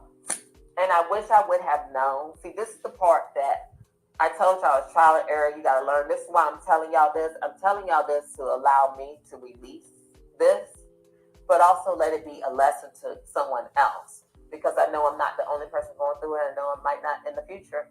Somebody else might go through it, and you can learn a lesson from this. So I didn't know, and I told y'all, if you watched my VH1 thing, how I told y'all I learned about courts and things through Law and Order. But a part I didn't learn, and I'm so mad, is that when I should have entered in all of this through the evidential part and not try to do it. I'm thinking that the prosecutor put theirs on. Well, the plaintiff put theirs on. We talk about it, and then I put mine on. And that's not how it worked. So unfortunately, I got turned down for my counterclaim. But it's fine. I'm going to appeal it. Because, bitch, y'all going to give me my money. But, so, they come to court today. That part. Because once you're to 97% occupancy, curb appeal is even more important because you have more traffic and you have more trash because you have more people. So you actually need to check the laundry rooms probably 4 times a day, once in the morning, once at the end of your shift, once when security gets there, and once when security leaves, because there's a lot of stuff happening in laundry rooms. Don't forget about that. They come to court today with no evidence, no paperwork, no nothing. They were so unprofessional. Who doesn't come? And she's like, I have it on my phone, Your Honor. Your Honor, she was like, no, I'm going to recess. You need to go get a piece of paper with this information. So they had the clerk court print off this. And this is wrong because as a 5-4, they said I owe $10,000 in back rent. $10,000 in back rent. 10. And they charged me a late. Y'all, I just realized this. And they charged me a late fee of $1,637. That's crazy.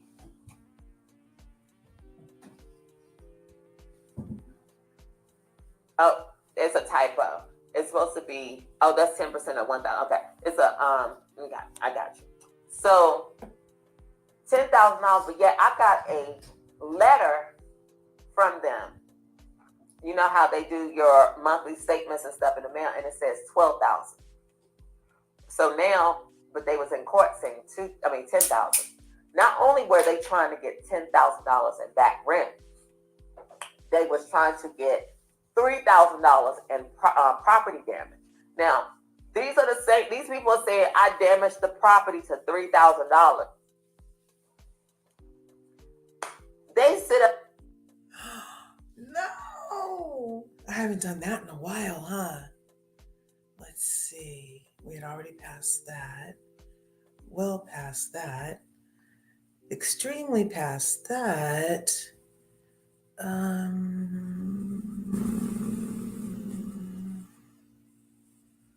Is it this one? So Buffy's husband, Almost. Dr. Purcell, they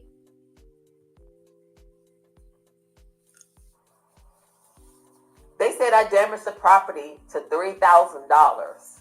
The same way that I moved from the previous place about the rape situation. And they tried to do that. And we end up putting that on the lawsuit and that got scratched. This is why you have to take your videos and your pictures, because they always want to lie. And your videos and pictures will always be your evidential proof. And when I say I did, and today in court, they tried to do that, as well as the lawyer tried to get a 15%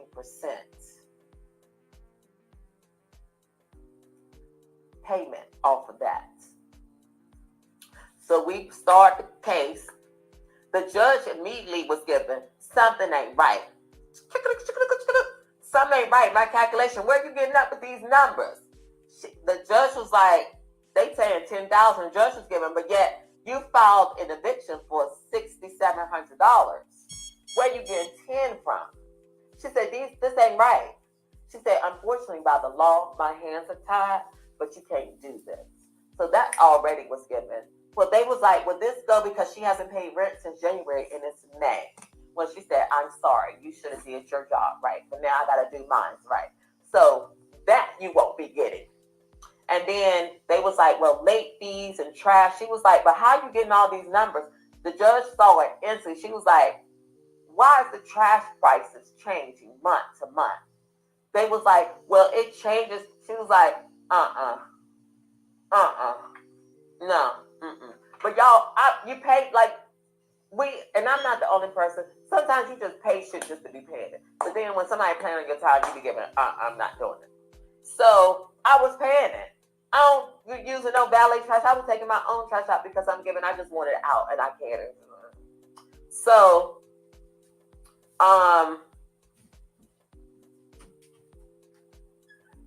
then they turn around.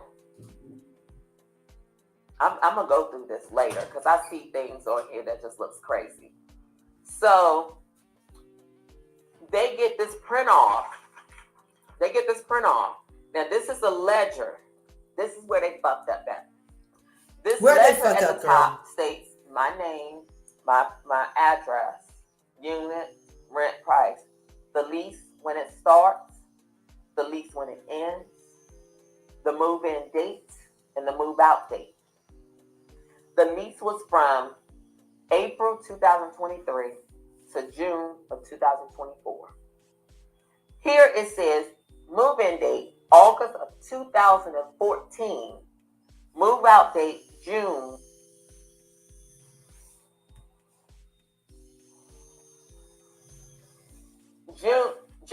of 2024 move-out date. This where they messed up. You would think they would have gave a ledger of January only of 2024 to May. But y'all know these stupid fools printed out a ledger dating May of 2022. Why? It shows paying on time, never been late, no parking fee, absolutely nothing. And the judge can see that she's not stupid. She's looking at this very carefully and closely. And she's seeing, how did it change? How did it change? So I tell her what the problem is. And the judge, y'all know what the judge read us? She said in court, it was so funny. This is another one of my funniest moments in court and the judge. She said, this is her exact words. This is a bunch of mess. This is a messy case. And none of y'all hands are clean. I'm clutching my pearls, Your Honor. How are my hands not clean? I ain't done nothing, Your Honor, but be a good tenant. Just because I know how to motherfucker read a bitch Just because I motherfucker will get nasty on a bitch when they motherfucker tried on my time, don't play with me about my money, boo-boo. I am nice until you fuck with me. And if you try to fuck me over, I'ma fuck you. With the biggest dildo with no lube, bitch. Uh-oh. Some of y'all might like that. But it's crazy because you could see she's been paying on time, never been late. And if she look at the top, she's been living here for 10 years. Why in the past 5 months y'all been having problems? So then I get up there and I start presenting. And I started to give, because you know you have to let the plaintiff see just like they got to let me see. And the judge said, first thing, show me some paperwork where you're supposed to have this parking space. Here you go, Your Honor. Here go the HUD thing. She looked, she said, where is it? I said, you have it, Your Honor. She started reading. She was like, oh, why the building attorney gonna say, Your Honor, we object to that because we don't know if that's real or not. Like, I made it up. She looked at them and she stayed.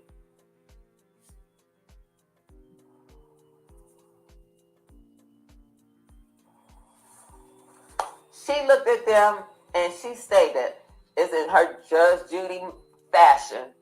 She said, you really gonna play that on my time in my courtroom today? You really gonna sit here and gonna say this is not real? She said, this is real. And you know it's real. I have a whole HUD letter with it. You know it's real. She said, y'all sitting up in my courtroom about a $50 parking space. Y'all let this get to this point about a $50 parking space. Your Honor, I haven't did anything. I'm just not going to allow them to bullshit me. And I have every right to do that. Because if it was you, you'll be doing the same thing. Because them fees add up. Clearly, as you can see, by the time 5 months due to fees, all them fees that add up and stuff, it was a couple $1,000s in fees. So it's a principle. It's just the principle. So then the next thing, she was like, show me, because they kept trying to tell the court that I did not try to attempt to pay any rent. She said, please show me where you have tried to pay the rent. And I kept saying, Your Honor, I've been begging. I have been begging to pay the rent. And I showed her, I sent all the emails, and the property manager kept lying and stated, well, she's never tried to pay rent. We've never communicated or anything. And I showed the email. I said, Your Honor, I said, you can see, and she saw herself, the lawyer who was sitting there. He's on the email communication, as well as the property managers and owners. Every last word of y'all, all y'all have been aware. So you can't sit up here and lie and say you didn't. I have called them. I even in the emails, I said, I've been calling y'all. I have emailed y'all, talked with y'all. I've been begging y'all to pay my rent. I do not like this. It's not a good feeling. Let me pay my rent. And y'all have refused it. Well, you know why y'all refused it? And this is the crazy. I don't know if I'm the first case. I know I can't be the first case of somebody doing this. This is a tactic that they pull. And I caught on a long time ago. They're trying to discredit me. They're trying to make me look bad. Because they have the upper hand because we live in Georgia with landlords. If we don't take the rent, we make it look bad on her. And that's how they showed up and prepared for their case today. And that was some garbage. That was cold garbage. I have been renting for decades. 3 decades now. Well, no. She looked at, I've been renting for 2 decades, a little over 2 decades there. And flawless record. I don't play. It's like 2 things I don't play with. I don't play about where I live at and my bills. And I don't play about my license. I don't play. And so I was so pissed about that because I'm like, y'all are playing with my livelihood now. I've been on my own. I have to worry about myself. I have to take care of myself. I'm fucking that. I have to take care of myself. But if I caught it, I would have got up and washed my hands, but I didn't. I take care of myself. I don't depend on nobody else. I do not play. Don't play with it's like, it felt like a ride or die moment. Like I feel like I was sinking. It was time. I was in the house, like going through it, like, because I'd never been through that. And that was a fucked up feeling. It was such a fucked up feeling. And I couldn't find my way out of it. And so I just had to give it to God. And when I say God always, thank you, Jesus. Thank you. Let me take that moment. Thank you. Because it's over with. It might not be fully over with right now, but you truly brought me through. And for that, I'll tell anybody, it might be hard at that moment, but God has a funny way of trying to materialize something that you can't see at the moment. And so they tried to paint me in a light. They tried to do this and try to do that, and it did not work out for them. I kept showing, I gave the judge all the pictures, and she saw I had black mold in my unit. When I left, there was blood. I moved all this stuff. There was mold in my cabinetry, and I lost it because I'm like, this is why I have asthma stuff, and I've been telling y'all that the water hazard. Y'all did not do nothing. Y'all played, and I always have evidence. I got videos and everything, and the judge saw it. So I've been rambling for a long time. So let me get to the end of this video so I can tell y'all what happened. So again, the judge chastised both of us, and she stated, I'm not going to give y'all this amount of money. She stated, you only going to get $3,000 for 2 months a month. Only 3. They was asking for 10. You don't get anything more. She specifically said you don't get no damages. And then to make matters worse, she said to put the nail in his coffin, and you're not going to get attorney fees. Won't God do it? $3,000 from $10,000. No attorney fees and no property damage. That's a win. But see, I can't stop there. I'm going to get that zeroed, and they're going to owe me. Because they have inconvenienced me. They have inconvenienced me. So they're going to try to tell the court that they did not evict me. They changed the locks, and I could have came and got a key at any time. They tried to offer me one. No, you evicted me. You changed the locks. No, keep it. Keep it. Ain't no more about this. Y'all wanted me gone? Take this. But that's to be said. That has been my day. That's what I've been going through. And hopefully that can help the next person, because I wish I had known somebody to help me in this situation. Because, y'all, this is what I've been going through. And I had a file to save your nerve. Don't play with me. I was in here yesterday, let's make it right. And then it's embarrassing. I'm sitting up here on a whole TV show on VH1 talking about I stole $17.5 million, and I'm getting eviction notices on my door, and I have to go to the eviction court. How does that sound? How the fuck does that sound? I'm sitting up here with $1 million+ worth of motherfucking designer wear. How the fuck does that sound? I'm sitting up going to court in couture. How does that sound? Now, y'all can start me a GoFundMe. Y'all can send me all the treats and stuff, because mother is never going to turn a thing away. And moving and redecorating and stuff is very expensive. So gifts of appreciation, more than show a token of appreciation, a housewarming gift, or anything, or just show with all the money that I have lost and things, or somebody even be giving, Mother, let us pay that $3,000 and let the people leave you alone. You're more than welcome to send anything. My Cash App is Countess, the number 4, $ Countess, COUNTSS.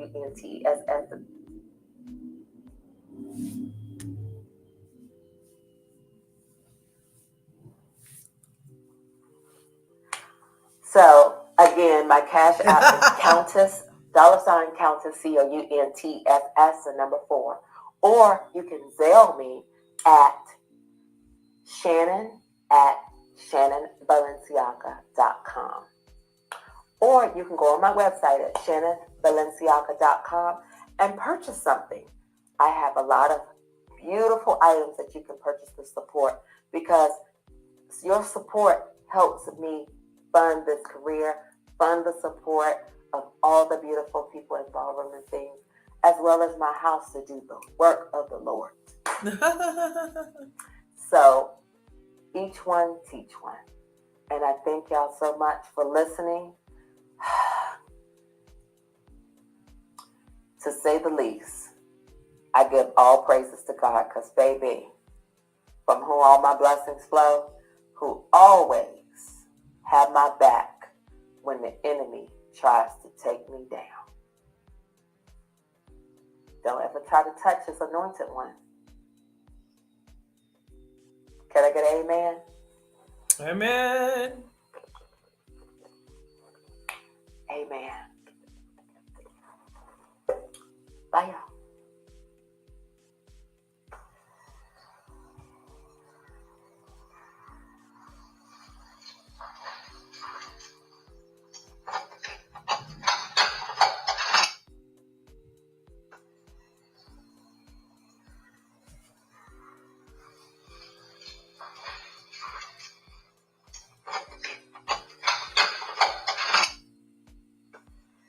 Okay, you guys, we made it through, I believe. Yep, there's not another arrow. There's not another arrow. So that was Shannon Baleciaga. Let's see. That was Shannon Balenciaga's 48-part saga about being evicted because they didn't want to stop. They never checked the dishwasher they installed without coupling it properly to the water valve, thus causing her apartment to stay in a constant state of flooding, in addition to other units from on top of her flooding. So maybe they had the same guy, the same weirdo, perhaps put in all of the freaking dishwashers, you guys, and didn't attach any of them's freaking thing to the valve, like in her unit. They need to go sue that plumber. Most plumbers are bonded and licensed, so they're bonded and licensed for millions. I don't know if because it was on a property, it's considered one job, or if the bond and license pays per incident. But yeah, that's another person she could have went after, was the actual vendor that put it in wrong, because they may have been the whole problem in the first place. And it was so far back there that how did nobody think to check the water valve? Like whenever you're dealing with water, the first thing you check is you usually turn off the water and check the valves, right? Like that's the first thing you do. That's the first thing you do. I don't understand.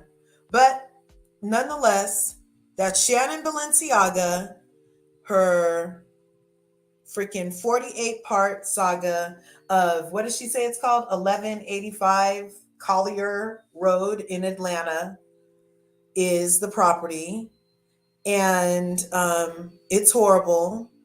And their lawyer was horrible. And the experience was horrible. It used to be nice. And then when she started standing up for her rights, they started looking like old boy right here. Like I just said. They look like this every time she comes up, because she's telling them her unit's flooding because of their shoddy workmanship. in a unit that she's paying to live in comfortably, and she did the right thing as a resident. You're supposed to report things in a timely manner and make it accessible. She followed all the rules. All of her responsibilities were met. And this is what she was met with, you guys. She paid $1,700 a month for this. And then they retaliated on her after treating her like this about her problems, which her problems affected her health. Black mold is serious. You want to look with me real quick what black mold does? Black mold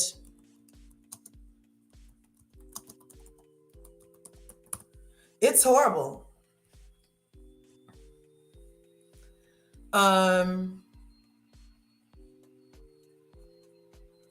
Sneezing, runny, stuffy nose, cough, postnasal drip, itchy eyes, watery eyes, scaly skin, or just some of the stuff. Black mold is a fungus that grows in warm, damp areas. Its spores is what is given off by the mushrooms. And in most supernatural movies that have anything to do with the mushroom, Motherland was a good thing that had to do with that. The spores are deep. And there's actually, allegedly, I don't know, you can use Google. Somebody in the thing said it's not research, but you could start there and maybe get a book from it. But you could Google, there's some kind of fungus currently engulfing the world that's like a super fungus or something. And the spores are hecka strong and they think it's going to go everywhere. And yeah. So, okay. So anyway, its spores may mistakenly trigger an allergic reaction in your immune system. An allergic reaction to black mold may cause various symptoms, including all the things we mentioned. However, it rarely makes people very sick. They're freaking lying. You can have headaches for years from that shit. And if you are, look, they're all, oh, it's not harmful. This is all, look, they're, they're lying. They're saying it's not harmful, but if you see any, make sure that you seal it off to reduce contact with it. But it's not bad. It's not too bad. Antihistamines, all different kind of stuff.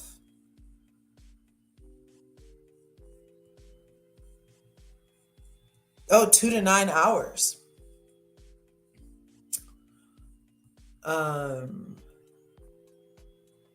It can cause a chronic allergy. So they're lying. So here it goes. Can it grow in your lungs? So you have to ask it the right question, like how you have to do Chat GPT. You have to ask it just right to get the answer you're looking for. So if you say, is it harmful? They told us, no, it's not that harmful. It rarely makes people very sick. That's what they said right here. How harmful is it? It rarely makes people very sick. And then if you ask, can it grow in your lungs? It says that if you breathe large amounts of the mold, it can cause chronic symptoms and more serious side effects, such as CF, chronic fatigue, CFS, chronic fatigue syndrome, brain fog, or even mold growth in your lungs and respiratory system. Painting over it is not how you get rid of it.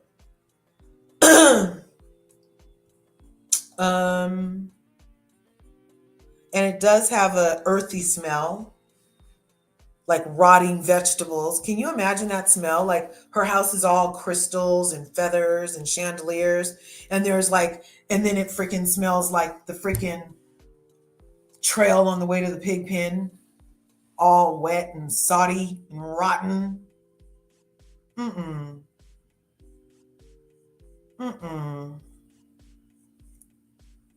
So yeah, you just have to ask it the right question and then maybe go to the library and get a book.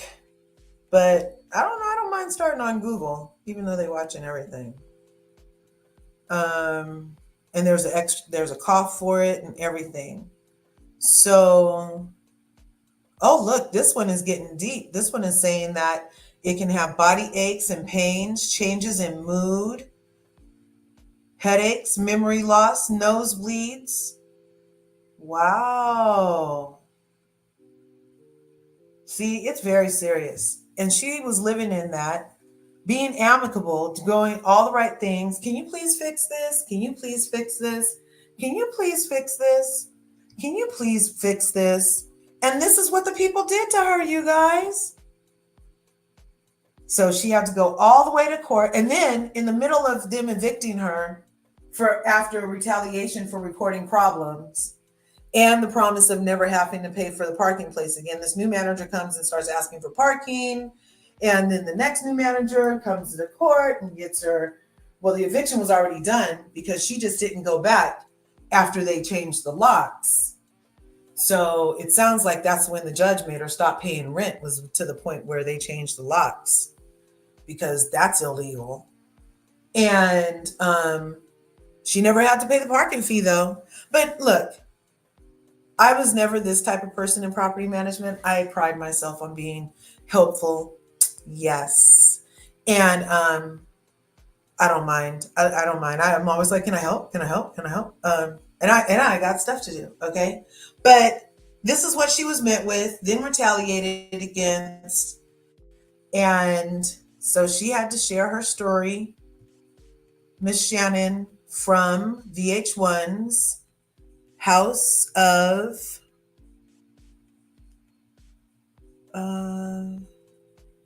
let's see what her website does. Follow link. Shannon Baleciaga. Couture podcast. Nice. It looks like she has a nice little website over here. She's definitely giving looks on looks. So yeah, so she's the $17.5 million she's absconded with and was able to trick the feds for a while before she finally got caught and had to go to federal prison for it. And then when she got out of prison, she ended up on this show that we see right here called Legendary. And it's all about the ballroom dance style and culture therein. And she's the mother, and Mother, I think it's with a V and a U and an A at the end. Mother. And these are her daughters, I believe. What she referred to in the video, she said the reason she had to move to this place in 2014 was because the place before that, she woke up in the middle of the night and the security guard was getting ready to try to have his way with her. So she was almost SA'd, and he came in there to SA her. And so she ended up moving out of that situation and into this situation. And it was okay for the most part. I need some water. It was okay for the most part, but then it went way south. So that's the Shannon Baleciaga. Thanks for being here on LRGA Curves today. This has been an excellent afternoon, you guys. Let me see. Yeah, you can get bronchitis. Oh, no way, Bianca. You said you looked the property up. You were going to move there and didn't because of the reviews. Yup. Always check the reviews. That's how I find most of the best places to. I'm like, okay, what's the best this near me? The best that, best manicure, best clothes shop, best dry cleaners, best whatever. I look for the best, and then that's where I go based off of reviews. Because word of mouth is the best review. You can't go by their lying commercials where the only reason the meat looks so juicy is because they put freaking castor oil on it first. And the only reason the lettuce is so green is because they put some type of greener on it. Yeah. Anyway, word of mouth is very good. Please, remember to smash the like buttons, you guys. You know how much I love smashing. I love smashing. Yeah, you care if your residents and their children. Yeah, it's like they're yours, like it's extended family, A man was talking to a girl one day and she looked uncomfortable. I walked over and she jumped up and ran because, wow. ran behind me and said she didn't know him and that he was telling her to come. Ooh, it went down. I know it did. I know it did. Oh my gosh. Man, let's see. So you have to have heart. Yeah. It's not just, but there are so many people in that industry, as we both know, that don't have the heart, and you really wonder why did they even get into it? Because in property management, like, you deal with people more than property. You know what I'm saying? Anyway, so anyway, thank you guys. Thanks, Bianca, for coming through. And it was such a pleasure having you in the house, as always, pacifically. And I hope you enjoyed this afternoon and it gave you something to do while you were, I hope it got you to whistle while you work. And thanks for coming to the second one. You guys held out a long time. This has been almost freaking 6 hours together. You guys love me. I love you. And then D came through. And yeah, that's all that popped up on the chat thing. Oh no, Chanel's Reality was in the house.